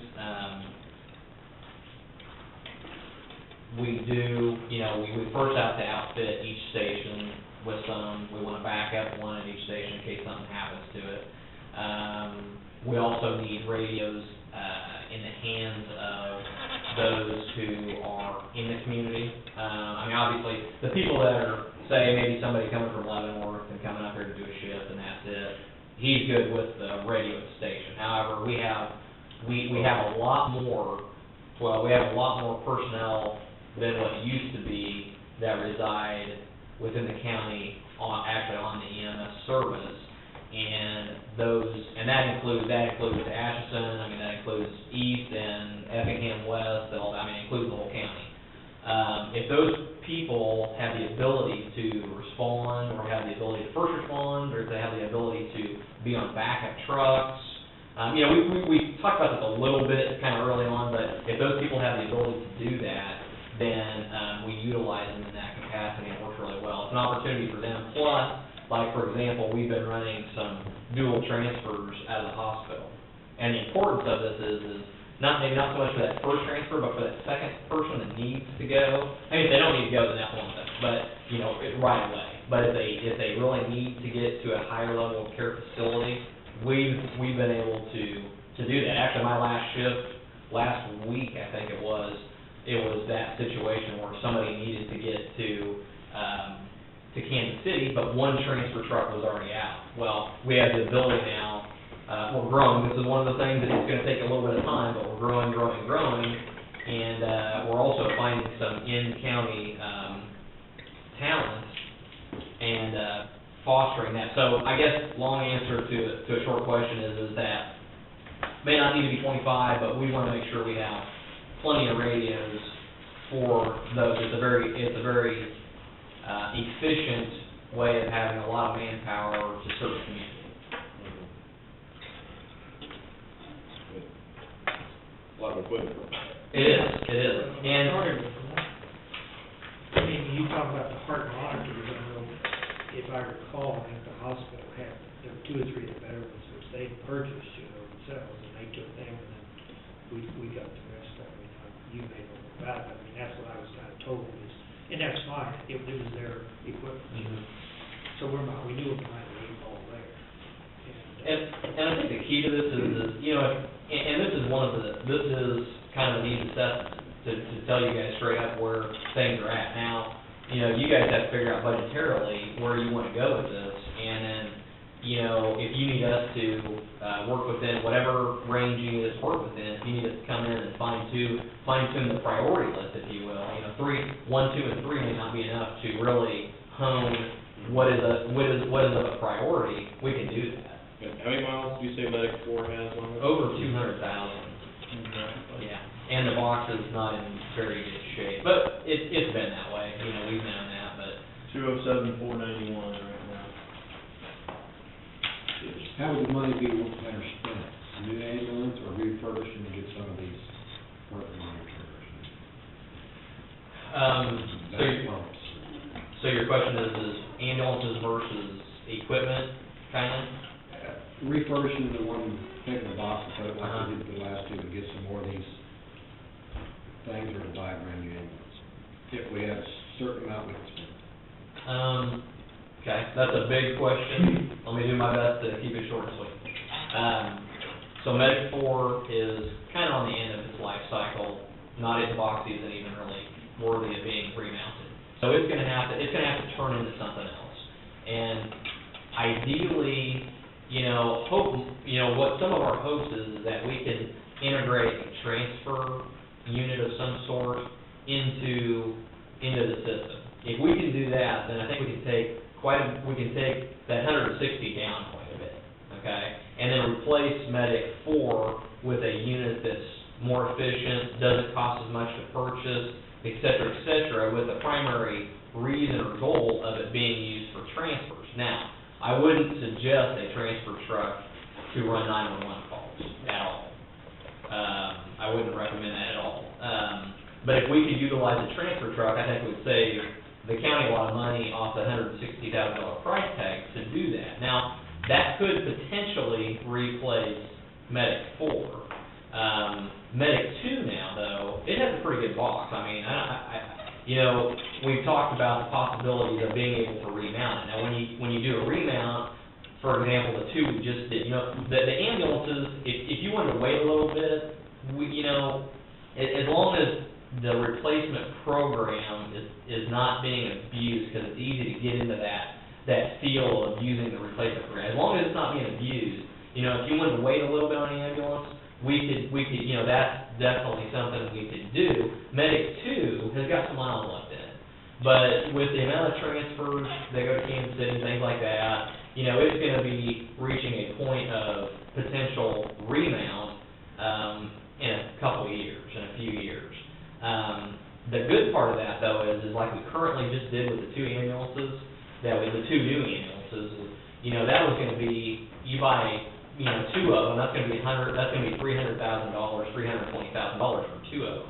Whereas it only costs $160,000 to remount that one. I think Medic 2 has potential, to do 2 of them. So I think Medic 2 has that potential, and then I think maybe we could even save more if we turned, Medic 4 into some sort of transfer unit. But this is worst case scenario. I mean, this is, you have to buy a brand new unit, that's probably about what you're gonna spend. The trick is keeping the miles off of to new units, therefore extending their lifespan. Because we got them two. Exponentially, So because- you wanna try to prorate them, so you're not stuck one year, you need to have two. Exactly, that way you're not gonna have two trucks, because they're kinda neck and neck. I mean, we've got, one of the new trucks is around 7,000, one of the other new trucks is around 5,000 miles, so, I mean, that's gonna need to be the trick eventually, is to start, you know, either spreading that out, otherwise we're looking at, you know, taking them both up to the same plateau and being in the, right in the same game we were last year. And that's what we wanna eliminate, that's exactly what Flaming was saying.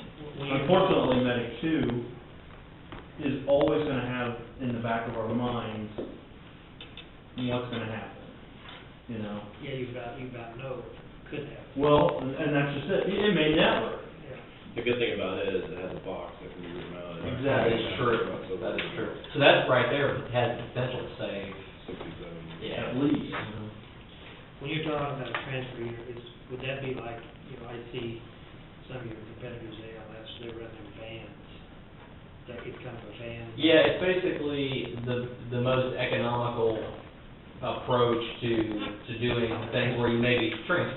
You know, it usually, now I think, you know, that's not all transfers. Some critical transfers, obviously, you've got more people, you've got a lot of stuff going on. But for the routine transfers, you potentially can have a transfer unit that is more efficient going down the road, more efficient to buy, et cetera, et cetera, et cetera. It is not ideal for 911. They don't make Ford Rangers anymore. Just a question on that though, then it limits your versatility. You If do stuff goes down, then. Right, there's, on a 911, we need more room, more people again to work, do more things around the patient. On a transfer, the patient's already stabilized the best they can. We don't have to move around the ambulance very much. It can be smaller, it can be more fuel efficient. But by looking at your monthly sheets, we do have a lot of transfers, I see. Yes, sir. Yeah. Yes, sir, a lot.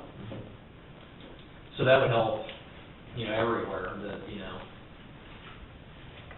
And So that's something we are definitely looking at. We don't have the data, we haven't had gas engines long enough nationwide to have the data to say, when are you guys replacing these V10s, you know? You know, it's a cheaper replacement. I've been told that by, you know, the Ford mechanics say, yeah, you can put an engine in and go again, but there's not enough data out there to say, yeah, just push those V10s like you do those old 7.3 diesels and put 300,000 on them and don't blink an eye. So, that's kind of a scary unknown. Yes, sir.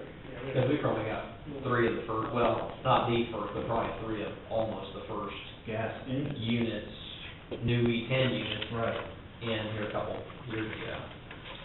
And they're, you know, they're getting mileage on them, but still, they're not way up there.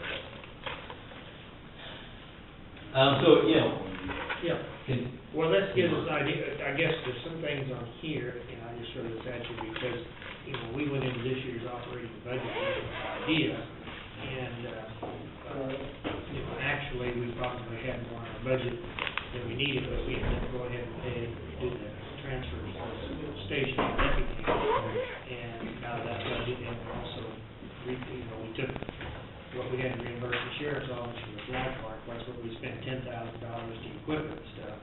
So if you take that, that was almost half of what we budgeted. So, in future years, we need to lower that or else keep the budget the same and start replacing some of it.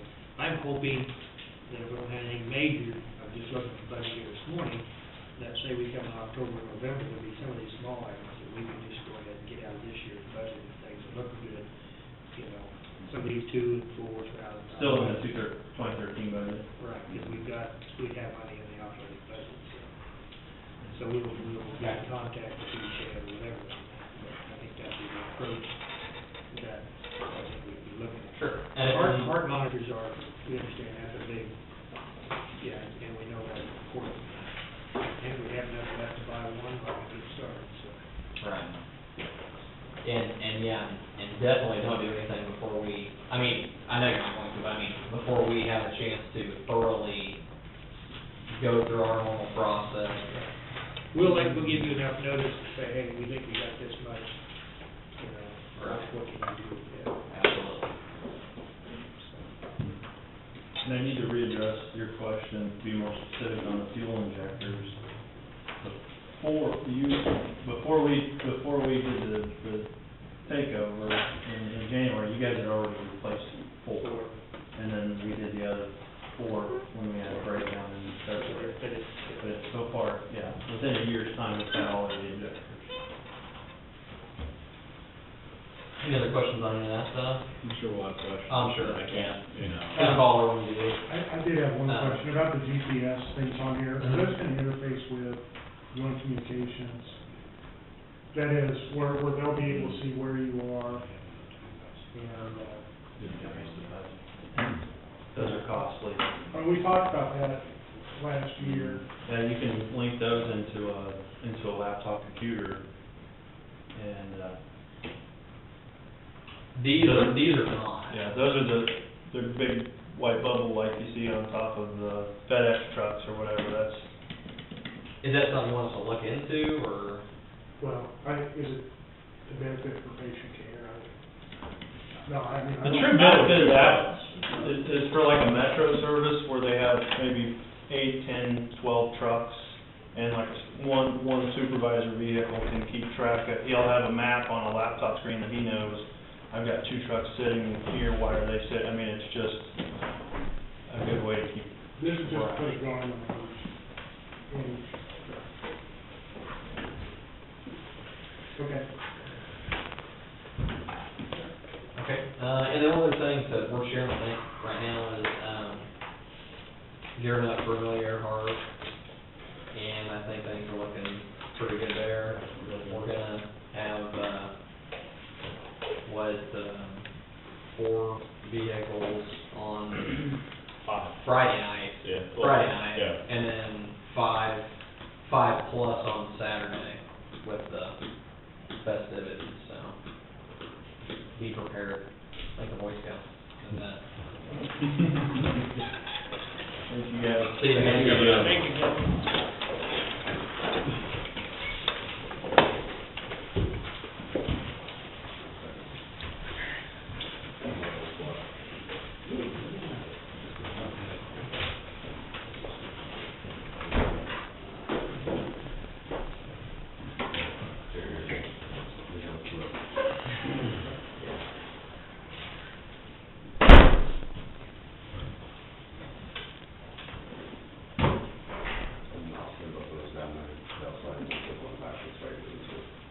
Good afternoon, Mr. Henry. Playing golf this afternoon? Even if I had the afternoon off, I'm not that stupid. That would tell you something about your character, wouldn't it? You're not playing golf. Tells you my age, buddy. That's no pleasure in playing golf in 100-degree heat. The mountain got smaller.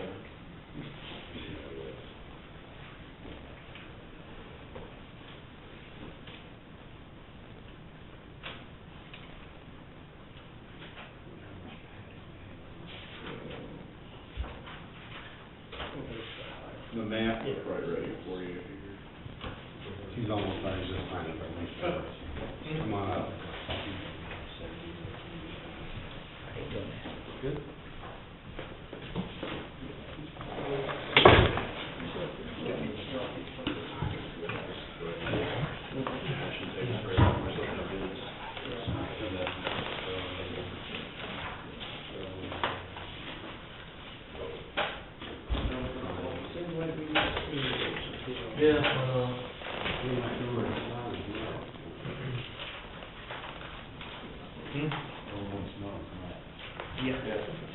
What was that? I said, you know what's wrong over there.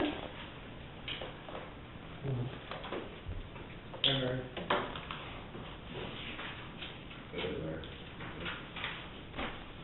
I'll probably check my fellow boxes for you.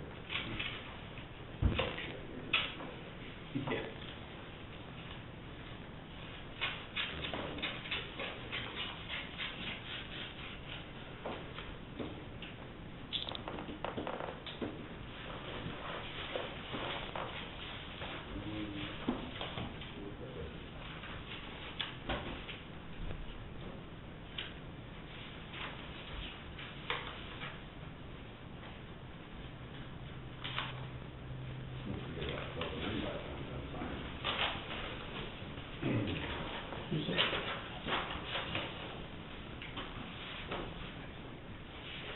simple, we have to do those.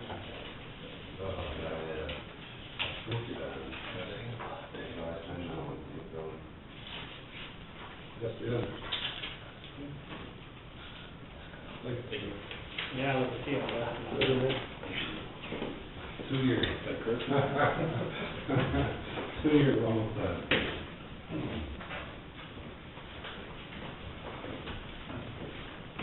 So, thank you, guys. Thank you very much. Thank you.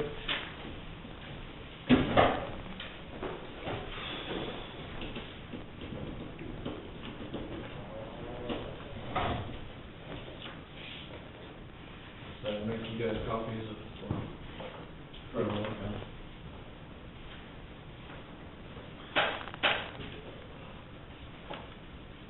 Good afternoon. How are you gentlemen? Good, are you? As long as we stay in here. I was gonna say, just don't go outside. Have to eventually. So what's, this weekend is Amelia Earhart? No, 2 weeks ago. Yeah, it's, next weekend. Next week. Weekend after this weekend. Yeah. Does that bring in a big draw? Yeah. Probably one of the biggest roads we have. Yeah. You should come. I will come. Yeah. I wanted to go by the museum today, but it's a work day.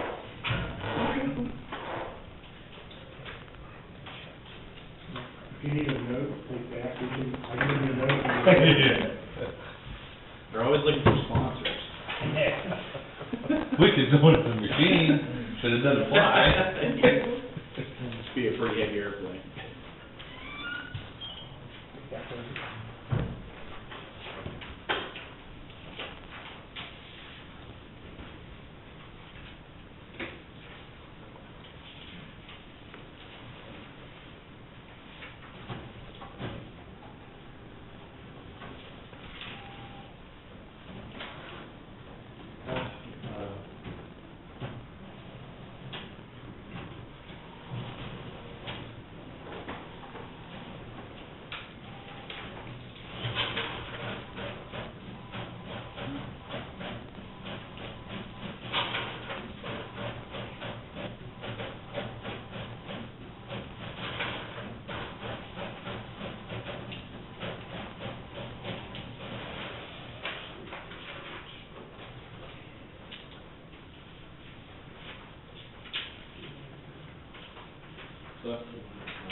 No.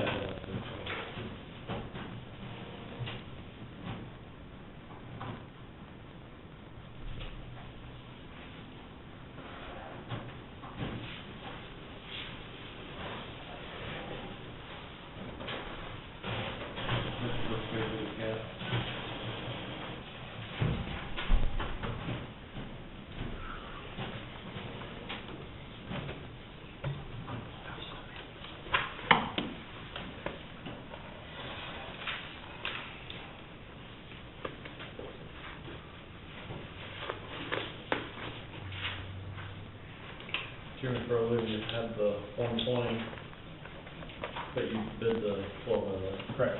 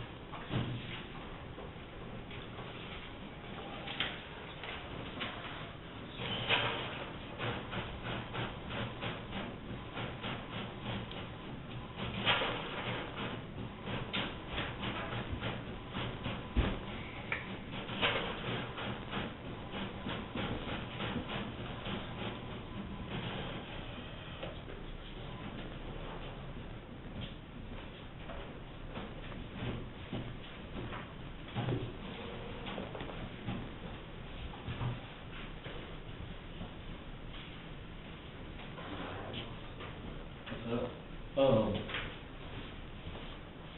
that'll work. You got the paper?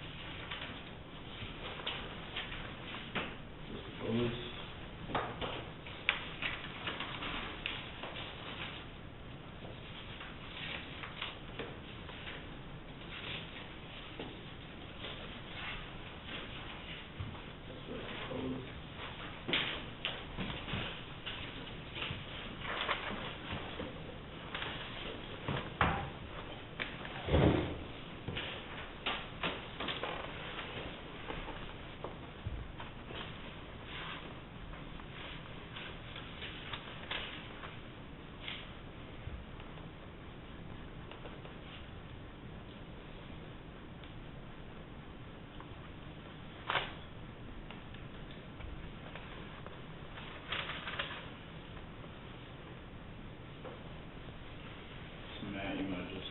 Just a brief summary? Yeah, just a brief. Okay, it looks like, Murphy tractor,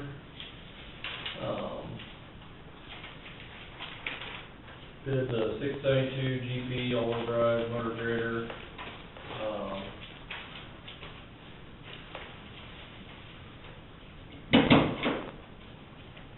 for $227,301 with a $60,000 trade-in on two of our graders for the price of $167,301. With a guaranteed 5-year buyback of $164,337. Or a 7-year guaranteed buyback for $144,278. Foley equipment, did a 12M2 all-wheel drive for $239,190 with total trade-in allowance of the two machines for $50,000 with a net of $189,190. 5-year guaranteed buyback of $169,500, or 7-year buyback for $145,000.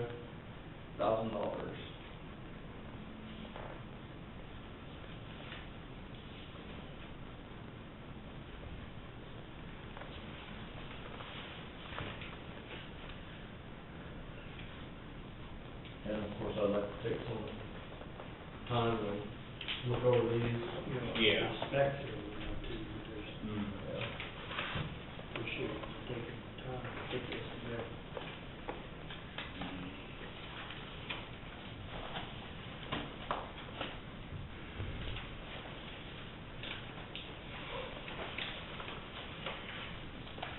Yeah, so once you look over the bids, just make sure,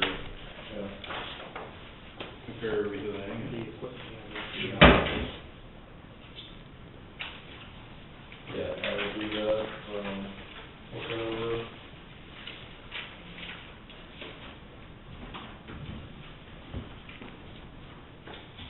And then I'll report back, next Tuesday, I guess.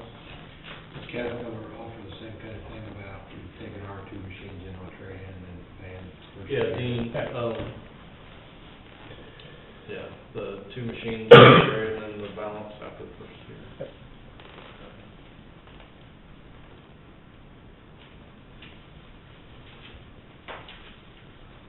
So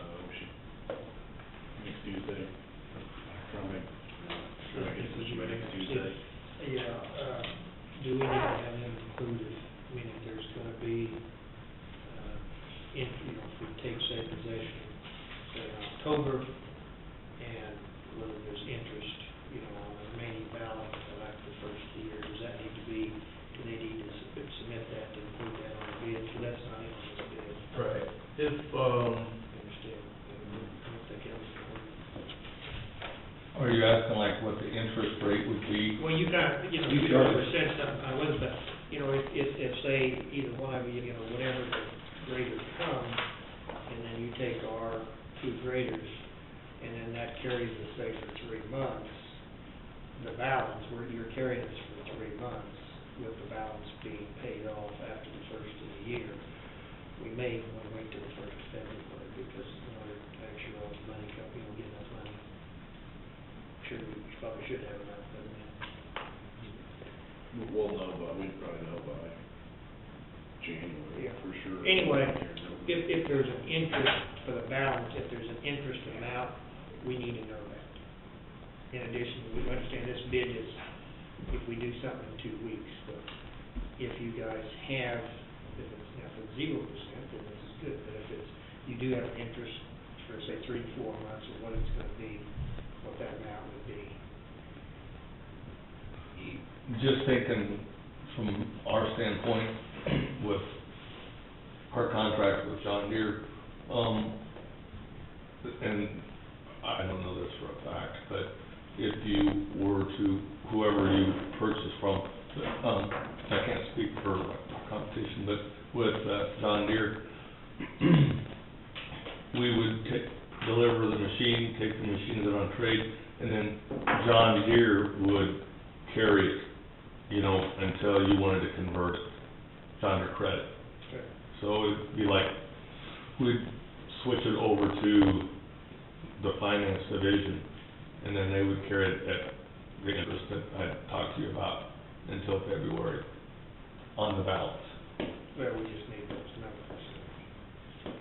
And I can get those from that. I mean, I know it won't be that substantial, but it's still, Yeah. and so when we make our decision, that's included in the motion, so we know that that's what the payment's gonna be, so. We could issue you before Tuesday a amortization, and then you would have that to see what the interest rate That is. would be good. can you do the same, Dean? Yep. Very good, thank you. Pops and cards. What time, Thank you very much. Thanks very much. let's see, that's the 16th, next Tuesday? Yes. What, at 3:30? Looks like we have time between 1 and 2. Okay. Maybe something a little earlier. At 4 o'clock? 1:15. Yeah. 1:15? Okay. Thank you, guys. Appreciate it. All right, thank you. Thank you. Thank you, guys. Thanks, guys. Thank you, Dean.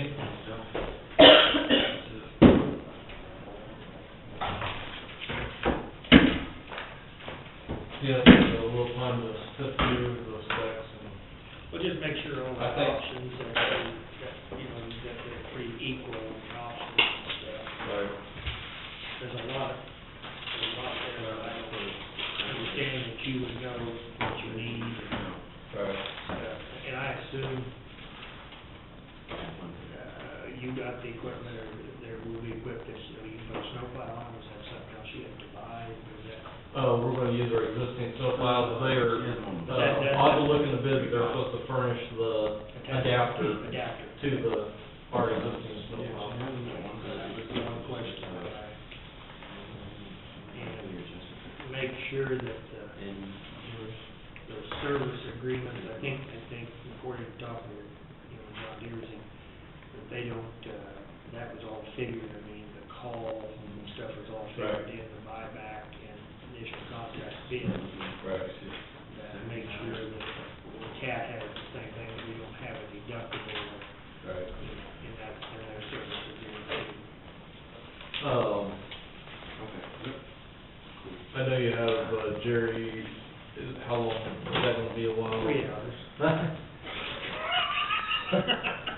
We don't have to talk politics, Never easy when I show up. Okay, well, You got something else? Well, I've got We're the supposed to POs and I need to find that bridge, grant form. Sounds good. No, Mars is doing that. Let's go ahead and have Jerry come up and, I'm guessing 15 minutes, if that works for Jerry. That's your service, whatever you guys. See, we're at a level lower than you, so. Yeah, no. He's not a section man. Thank goodness. Yeah, right, absolutely. We're both of them, all. Thanks for coming up. Okay. So, Rick, just want to talk to you a little bit today, about, Ashton Youth Center facility as far as what's going on with it and, what you're hearing and as far as, possibility of Ashton County's role in that facility as well going forward. Okay.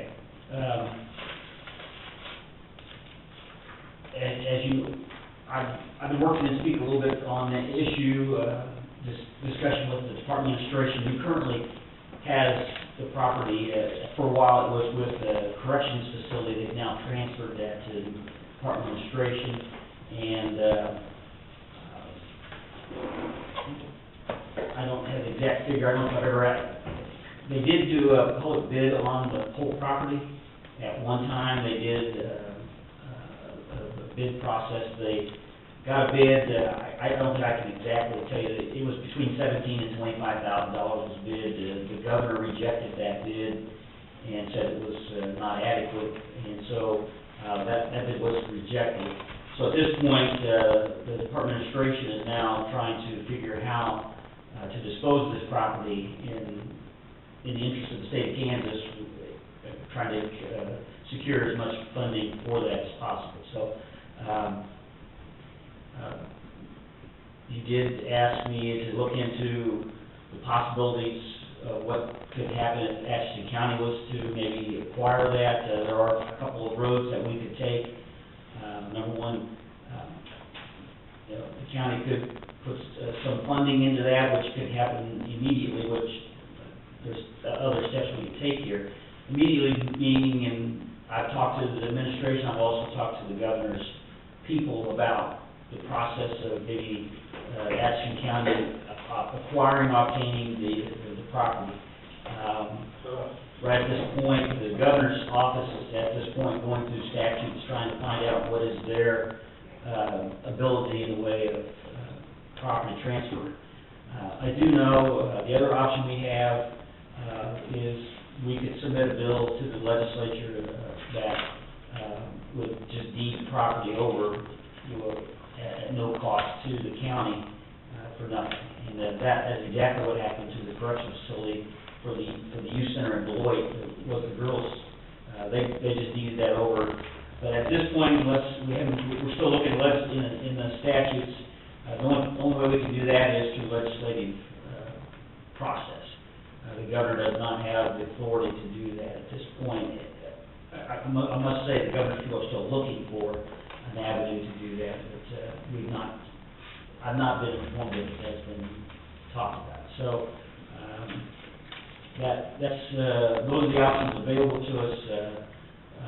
I have started the process of a bill. I know exactly what we've got to do to put the bill in and to be pre-filed and ready to go. When the session starts in January, that would be the quickest we can do that, is go through that. We are now out of session and have to go there. So, I believe, the administration is, what they told me is very interested in moving this property somewhere else. There are a lot of assets to this property, but there are also a lot of liabilities. I don't know how deep, Mr. Chairman, you want me to go into those issues, but I think you guys may know some of those issues already, but there is 160 acres of property here. Probably 125 of it is very usable, very has what they consider assets to it. You could probably sell them $2,500 to $3,000 an acre in that range. It's got cropland and wooded areas with it, but you have some buildings that are pretty much need to be torn down, so you have liabilities. And that's front, I don't know, Sure. Mr. Chairman, how deep you want me to go into what my feelings are as, you know, what I see happening with this property, but.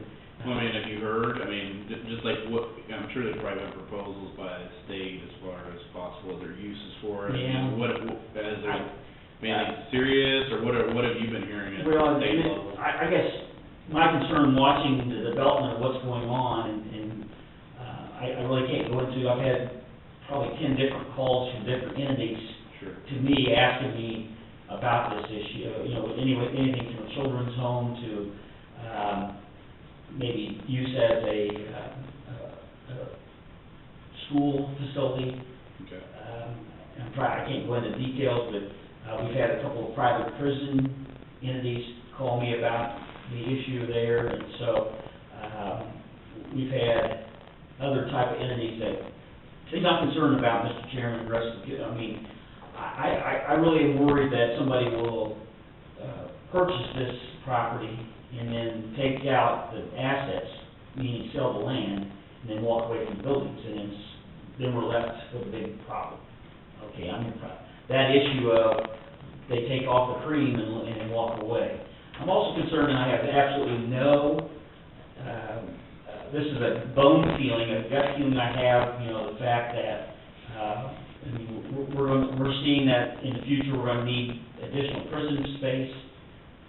We're going to see the current administration has pretty much privatization has become the big issue, and I'm just worried that possibly that somebody may try to purchase this and then maybe turn it into a minimum security. It could be no more than that, a minimum security prison, and because that's what it's been for hundreds of years, and so that could be a possibility.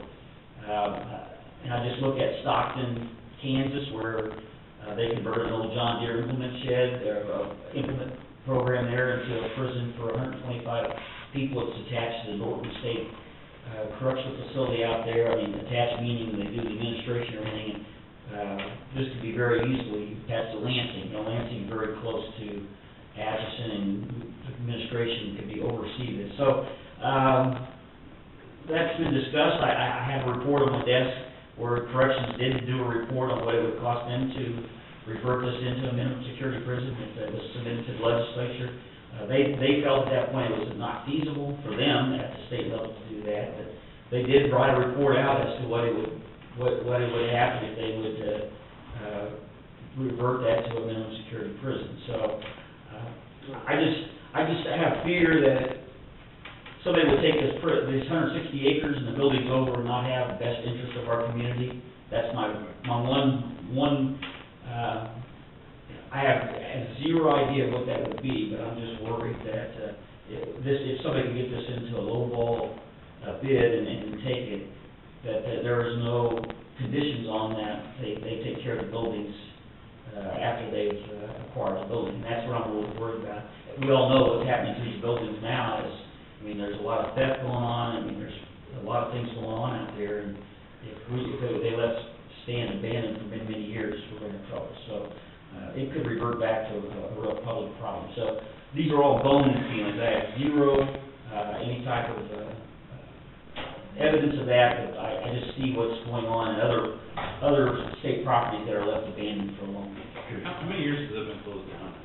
Is that 4 or 5? It's close to 3 or 4 years that it's been abandoned. So, you know, it was a children's, it was a YRC, a youth residential center for a couple of years. And then that program was cut, the funding was cut in that program, and the private contractor, that was a private contractor that had that out of Alabama, they decided to get out of the program. So then that's when that became vacant.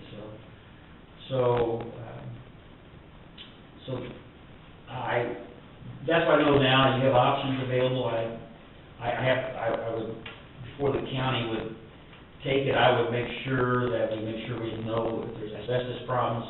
There's a lot of these old facilities, old institutions have oil and gas that have been dumped on the ground. Make sure that our EPA exposure has been taken care of. And Have there be reports would the state have those? We got that about the asbestos. It was checked and it was free. Okay. Free of asbestos. Okay. And then was it? Everything about oil or gas was. See, I think KDHD, Health and Environment, should do an EPA or a environmental study as to what's going on there. So, Will they do that upon, I mean, who has to request that? I could request that, I mean, we need to ask what's going on there. I would think if they know that there's a public entity, and that would be, if I had pre-filed a bill, that, of interest, that they would feel that would probably, I would compel them to say that this is a serious offer from the county, that they are looking for it, and that should be a condition of what, I mean, I hate for the county to take on something and find out later that we've taken on something that the state should have taken care of before it was passed on. Well, that was my biggest concern too, was to make sure that all that's taken care of, or that, the buildings, the ones that aren't usable, I mean, but you got a cost of demolishing them too, so. Now, I have no idea whether you can sell off the property and then revert and be able to take care of the other issues with that funding and make it a zero. You get a lot of costs involved, you realize, is to resurvey, sell off this and that, you get into a lot of costs. But, I guess it'd be my concern too, as a resident of Atchison County, is that it would get used to something that's good for the community. I think those questions should be asked for the state, if they do put it on to a private individual. I mean, who knows whose hand it's gonna get into.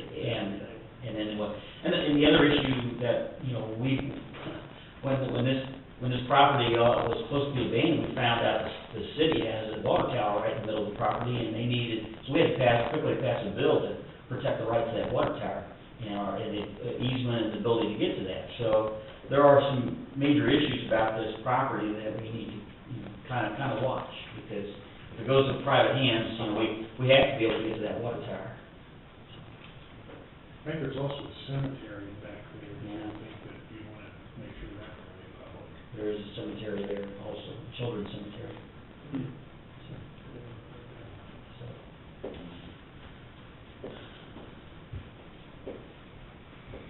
But, Mr. Chairman, I will proceed with whatever you want me to do. I mean, I have looked into it quite a bit, but there are still some questions that need to be.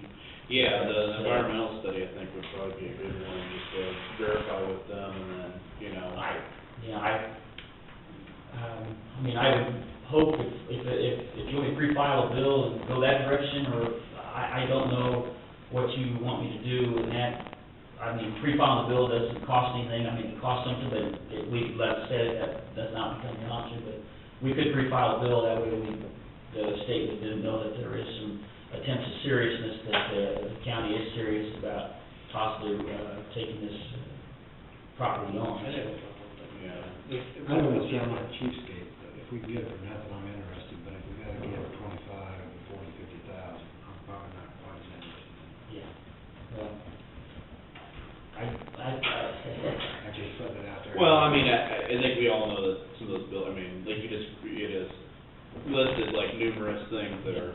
We can deal with the building demolition every time. The big question is any hidden environmental issues.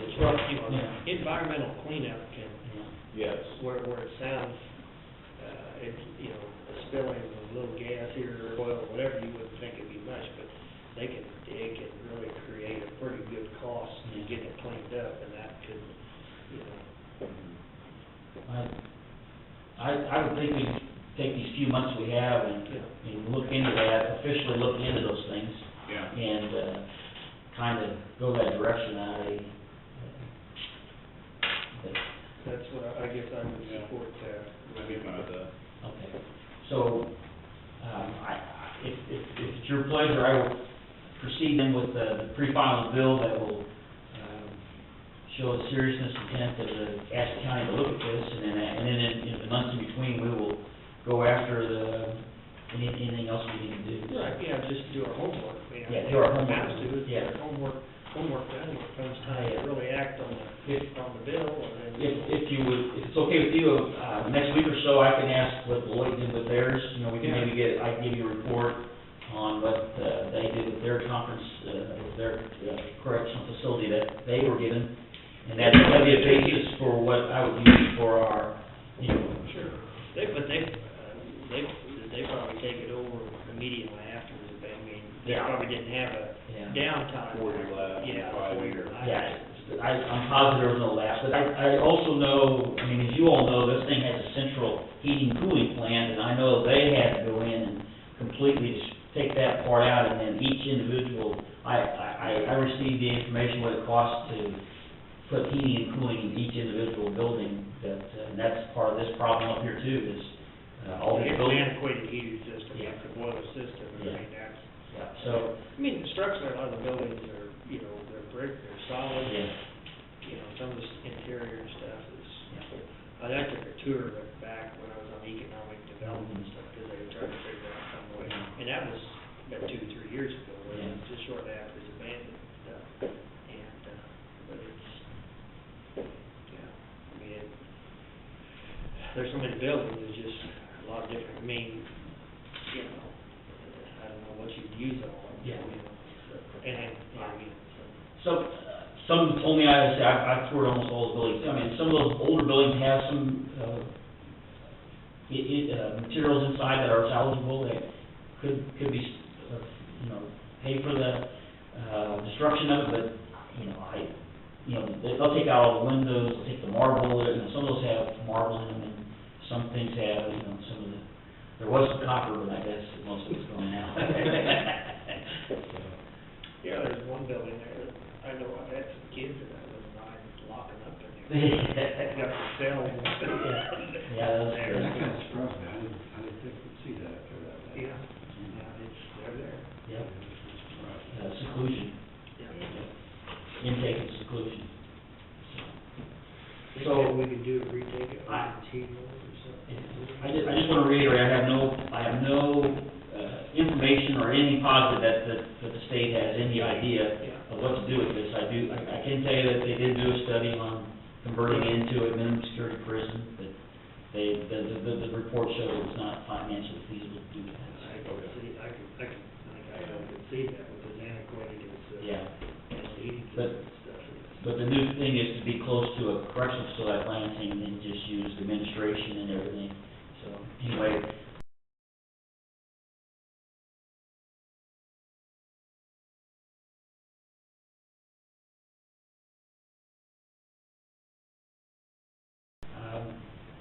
I just still have some, in my bones, problems with just giving this to a public, private entity and then hope and pray that they will fulfill their requirements of all the buildings and taking them down. And, it's right at the edge of our town or right at the edge of our county, so it's something that we need to. Yeah. Okay, I'll proceed, I'll get the information from Beloit and do that, so, okay? Thanks for coming up. Okay, well, anytime you want to discuss it, we'll work on that. I will, again, recontact the governor's office, see where we're at.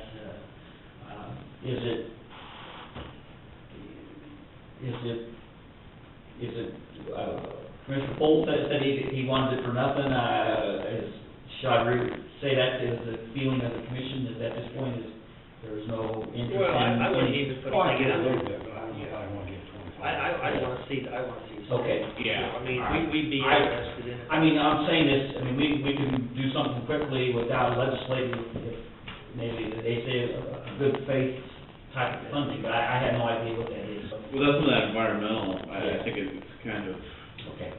guesswork as far as what its value is. I mean, I think we'd like to see something. Sure.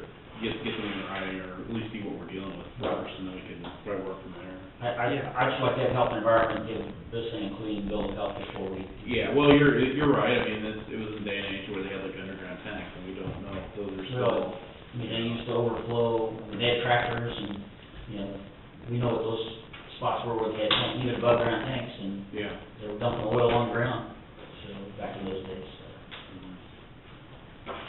Okay. Okay, I'll get back to you and we'll keep this, rolling and then, see what happens, so. I will contact you back when we have some more information. Yeah, that'd be good. And If there's anything, anything significant, just let us know, get us posted and stuff, so. okay, But I mean, like I said, I think we're all would be, but until we know exactly, the environment stuff, that's the big issue, so. okay. Thank you very much. Thanks for coming on. You bet. Now, if it's something a new road commissioner can correct, we're thinking about, well, then we're okay. Those are one of the used ones first. Yeah, we will take them. Use up the used ones and finish it up. It's got a new escalator, we do some demolition. Yeah, that's true. Pretty right involved. Yeah, you probably could use that You've seen brick and those. stuff and make good ones. Yeah, in certain places. A lot of places brick don't work good, because they And that does remind me, if you're out on 286th Road, just east of Bourbon, there's a tube that's caving off the side. May need a little fill in there sometime.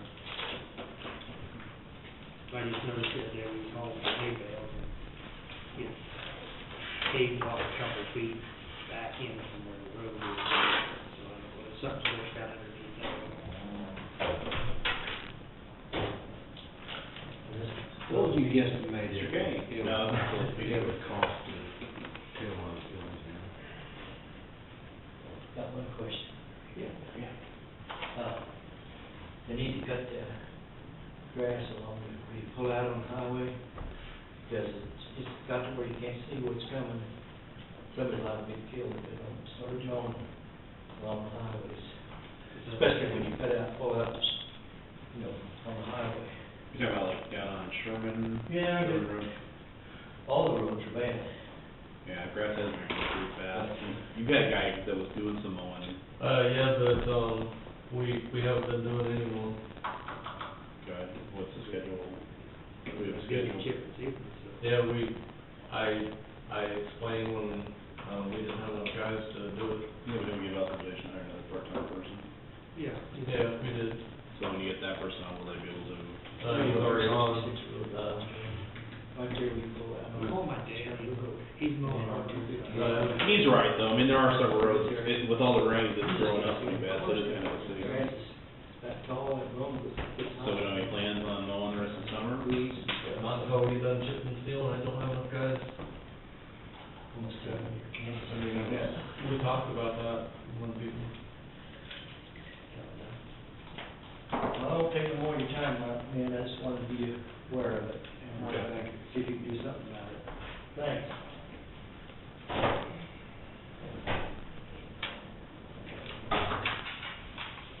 We may have to have somebody jump in a pickup and look, and then maybe taking a guy and just one day and just mowing a little bit right there where there's serious intersections and putting back the chip and seal. Well, that's like on the transfer station, one day doing it. We've got a guy out there too. So, if we get a rainy day or something, we could, do it, or, yeah, you can. You have to. Actually, that's what I like the most, is when it's raining, you don't get the dust. So, Well, you're not gonna have time to mow the whole road, but if you just got serious places, so there's no traffic. Actually, they should be finishing up with Warnock Lake Road today, and I was gonna have my grader guys go out and touch some roads, so I might have probably, the next few days off. I can get something done, a little bit, at least around the intersection. Try to get something done. First PO I have is for solid waste. It's the second quarter of household hazardous waste. It's for $4,951.33. That was the Jackson County. Mm-hmm. Yeah, I meant to ask you earlier, where are we at on our grant? Finally it's been signed. I'm working on getting some bids right now for the concrete. I'm gonna get going on that. We have till the end of August, so I need to get going on that, but I'll be bringing up some POs for some equipment out there in the building and the concrete work. Once you get, if we haven't got the recycling moved yet, but are we able to move the Hasbro yet and have them take, or is there any, Yeah, as soon as we get it built, we'll be able to move it out there. now, all that, the Hasbro stuff, yeah. What about the recycling, what are we gonna do? Are we gonna wait for the city to get their single source recycling before we move the recycling center out of there, or what? do we have? That was the initial plan, I mean, Right. you know, so. I know they've been delayed a little bit, and I'm not sure where they're at as far as, I know that Chris has been down there helping them do some stuff, I mean, you know, year left, so, I mean, I don't think there was a whole lot done when he was in there to, you know, work on that, but.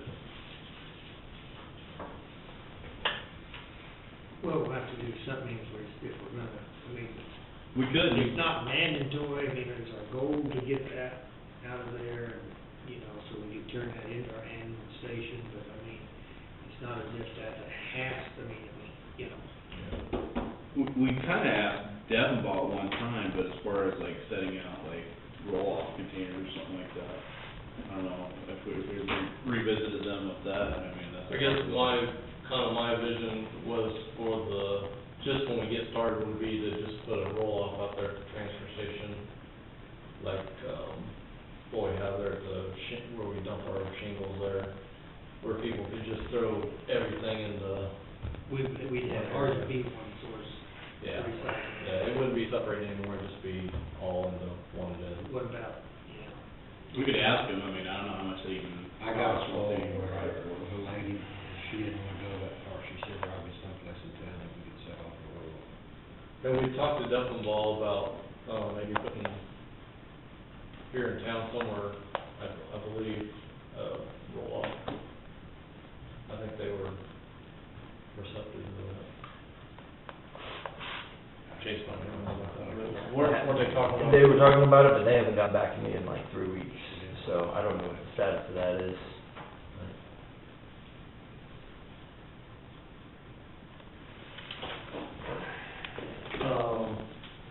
Next PO is for BG Consultants for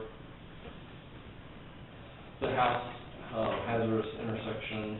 They got the blueprints to me, so I got a bill, $6,588.77.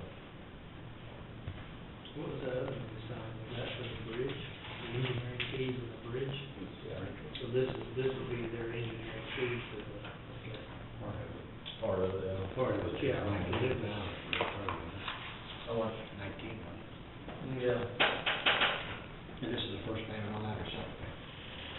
It's on the third of it, isn't it? No, about it. We usually pay $8,676. This is the second. Yeah. Oh, another 4 or 5.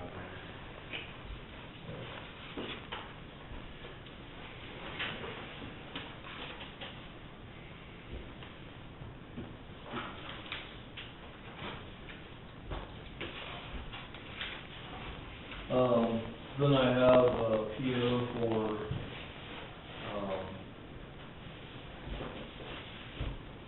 bridge planks, 14-foot bridge planks, 18-footers, and 20-foot bridge planks from Midwest Service, also nails for $17,464.61. We budgeted for this, right? Yeah, yeah.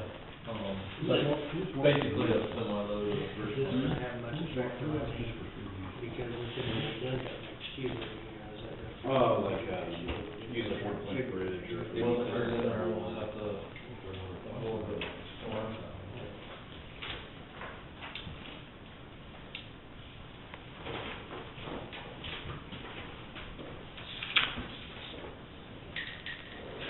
Officer Kelly, J-Mile,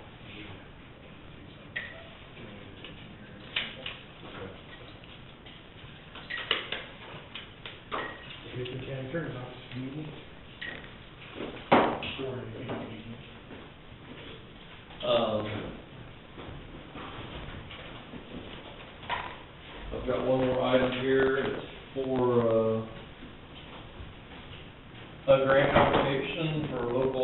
System Bridge Program,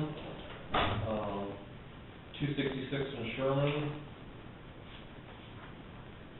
And it is for,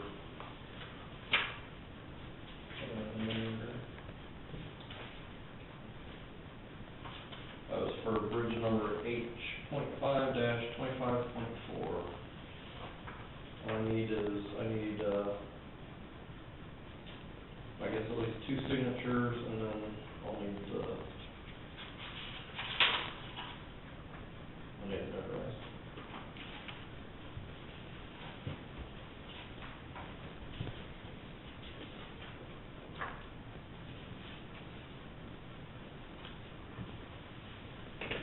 $310,600 is the estimated fund. There's like all three of this one. Yeah, that was an 80/20. No, member, so there's one for all of the three.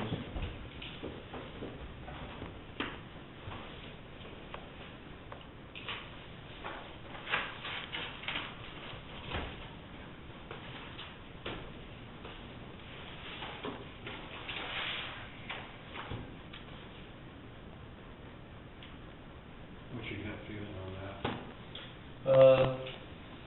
And how do you see the prices? Yeah, I have to look at it a little closer, but, it looked like the main difference was the initial price of the machine.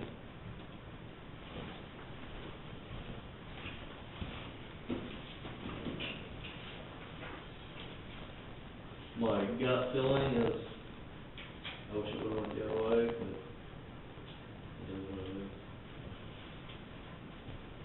Yeah, essentially, with the buyback, we'll use it for 5 years. I mean, nothing, but I mean, just the upkeep and. Yeah, with the buyback, it really doesn't want to cost us very much for that first grader. Now, the next one is the one that's gonna hit us, because we won't have, well, we'll have a trade-in, but we won't have. We'll have 2. Right, yeah. But the next one is a little newer machine, so we might, it'll be worth a little bit more. Yeah, we just have to start penciling out and see that 5 years isn't really too bad, but we'll come right down to it.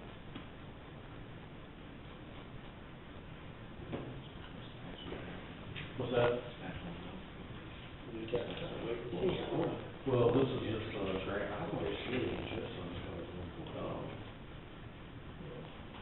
It was close to 3. the total cost. You're even gonna need to worry about that, $74.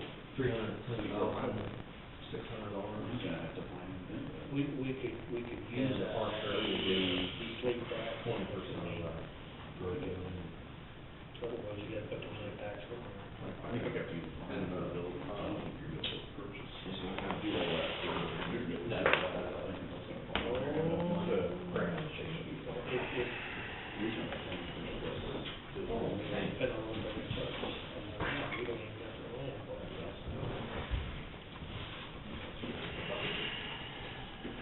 We'll cross that down.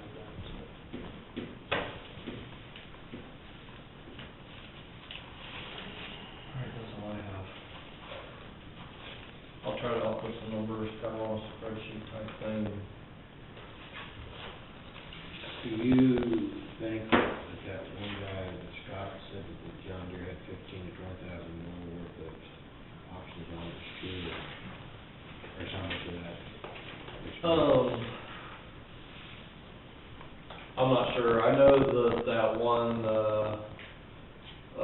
option on the blade control. I can ask, Dean and see what kind of an option, how much it is, but,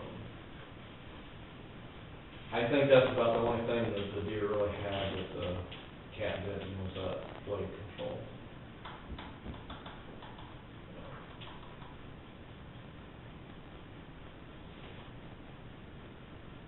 So I gotta look at the specs and numbers a little bit closer, but I'm not sure I do. Yeah, that's about $22,000 difference, maybe just the trade-in and the purchase price alone. Buybacks pretty much statistically. I was really surprised that Murphy had a, better trade-in than Foley, because, I know, Scott was worried about that. He thought, Foley was gonna come back with a higher buyback, or not buyback, but trade-in. Mhm. I know that's one thing he was worried about. I think. Yeah, but on a grader like that, 5,000 is not a lot of money. I think 60,000 is a pretty good price for trading. Yeah.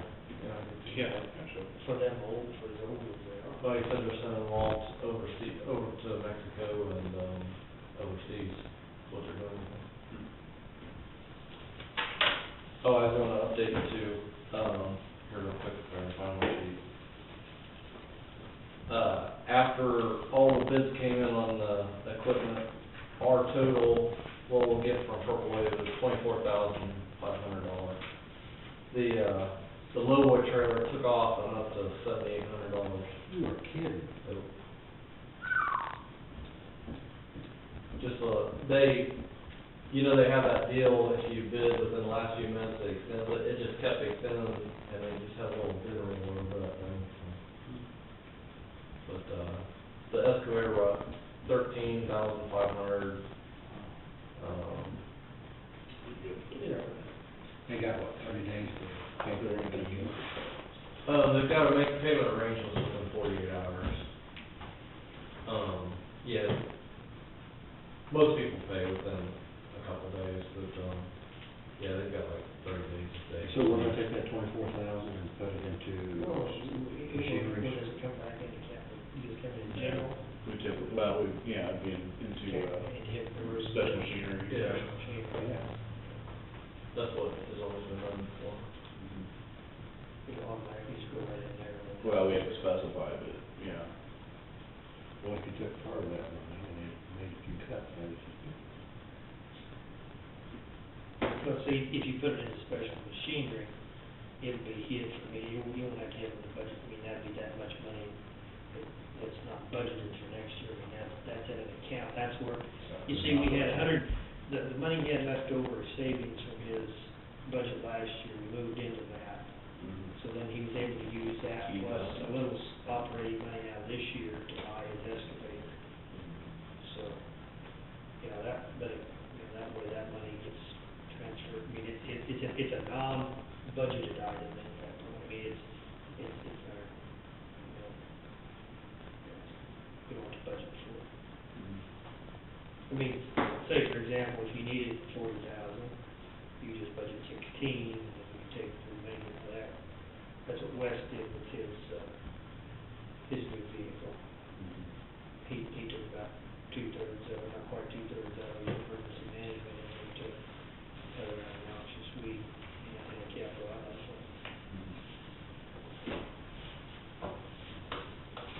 Hey, Chase, when's that next solid waste meeting? Thursday, Right, what time is it? 9 o'clock in the morning. Well, I thought I couldn't. We haven't sent out the email because we haven't finalized an agenda, to know what we're gonna talk about. Oh, the commissioners will be there to talk about, no? I'll be there. I don't think that they had said on a day, we were hoping to do it by 10, so. Get that discussion going.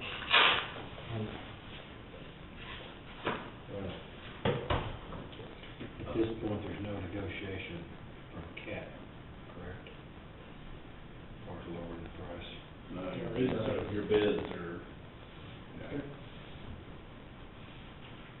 Yeah, the deal is, you're on the agent, that's what we have to do. I guess there's no use asking about it. Tilt White thing, to be fair, down there. That's why I think. Yeah, because, John Deere, it's, Cat is an option with John Deere, it's standard equipment. Yeah, just from what it looks like John Deere's gonna be close to $20,000 cheaper, so. I mean, in my eyes, it'd be hard to justify not going with the deer. Yeah, 26,000. I mean, if you can, Well, I'm still open, I mean, this is the first one, yeah, we still got 3 more to go. right, yeah. And I wouldn't be afraid if the next time it gets a little closer. You know, I've talked to a lot of the different counties, and it's pretty much 50-50 on what the guys like. Yeah. I mean, it's just in my head that cat is heavy machinery, that's where you need to be, but, that doesn't say It's that. probably a little like Scott said, when John here makes a commitment to do something, do you get it in it for the long haul and do it right, or else then you, I mean. Like you said, a few years ago, it might not have been the way to go, but now deer stepped up, so. I did notice, of course, that wasn't 77 down there, I see, but boy, the frame work just looked like it was And they're both built in the same frame. twice as strong as a cat, just didn't look like it was there. I'd be curious to see the difference in weight. That would be quite big Between two machines? between the cat and the It is a couple thousand pounds. Really? Actually, cat's heavier. Really? That would John Deere looked at it.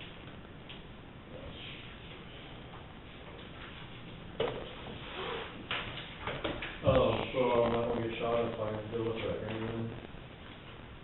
Go back around. Okay. What's that? Well, Heinz might have a high fire around or something. He said we look at it. Yeah, I do that. We can do the roof, except if we're gonna do that. No, I wanna, It's silly, I can tell where he's looking. I've got this deck on the back of my house. And I was wanting to put a gazebo on one corner of it, and I was wanting an old, grain bin top to the roof of it. Small, he's. A small one. I mean, this probably almost 500 bushels, 6. And I've been looking for one, and that's why I wanted to use the top of it, an old looking top. Got some Fox out there, they got about 100 of those. Fox, out there out west of. Might find a better deal. I don't know, you haven't put a, Price tag on it? Gotta put a price It'll be tag. less than 1,000. oh yeah? Gotta figure what the metal values were. Well, you done told me it was I put an rusted urn out. out behind them. Huh? You done told me the bottle was rusted out. Oh. Yeah, but just a little bit, but I mean, it still breaks out, it's, whether. Yeah, but you know, like that box, they charge the whole junk away too, so if you gotta use one. Well, I'm going to Topeka with iron. All I gotta do is take my tractor, load over there and smash it up, and it'll go right on my loaded You bet iron. you're on plywood machine. I can see the wood, how much hard to get here. All right. Guess I'll do that. You did. I'll be back up, Tuesday.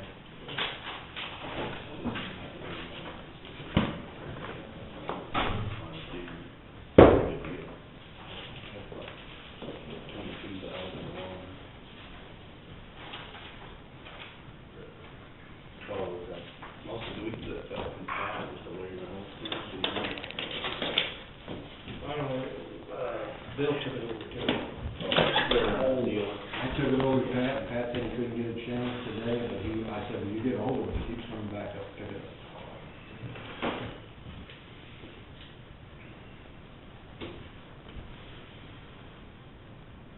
Well, we didn't get our 3 o'clock, so guess that's that.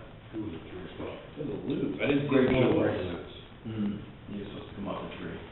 What's his brother's name? Now, Dennis, yeah. He lives up in Missouri somewhere, doesn't he? Dennis is one I know. He's about our age, and I get it. Well, I mean, we sent a letter, phone call, and an email. I'm done. I mean, we've gone above and beyond what official notices are supposed to be.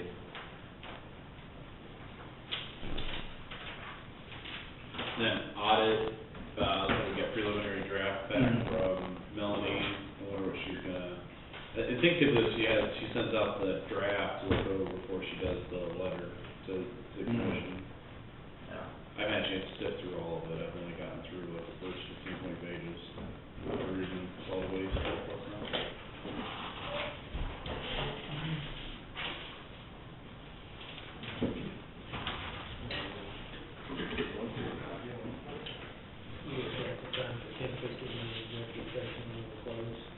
Yeah, that'd be good.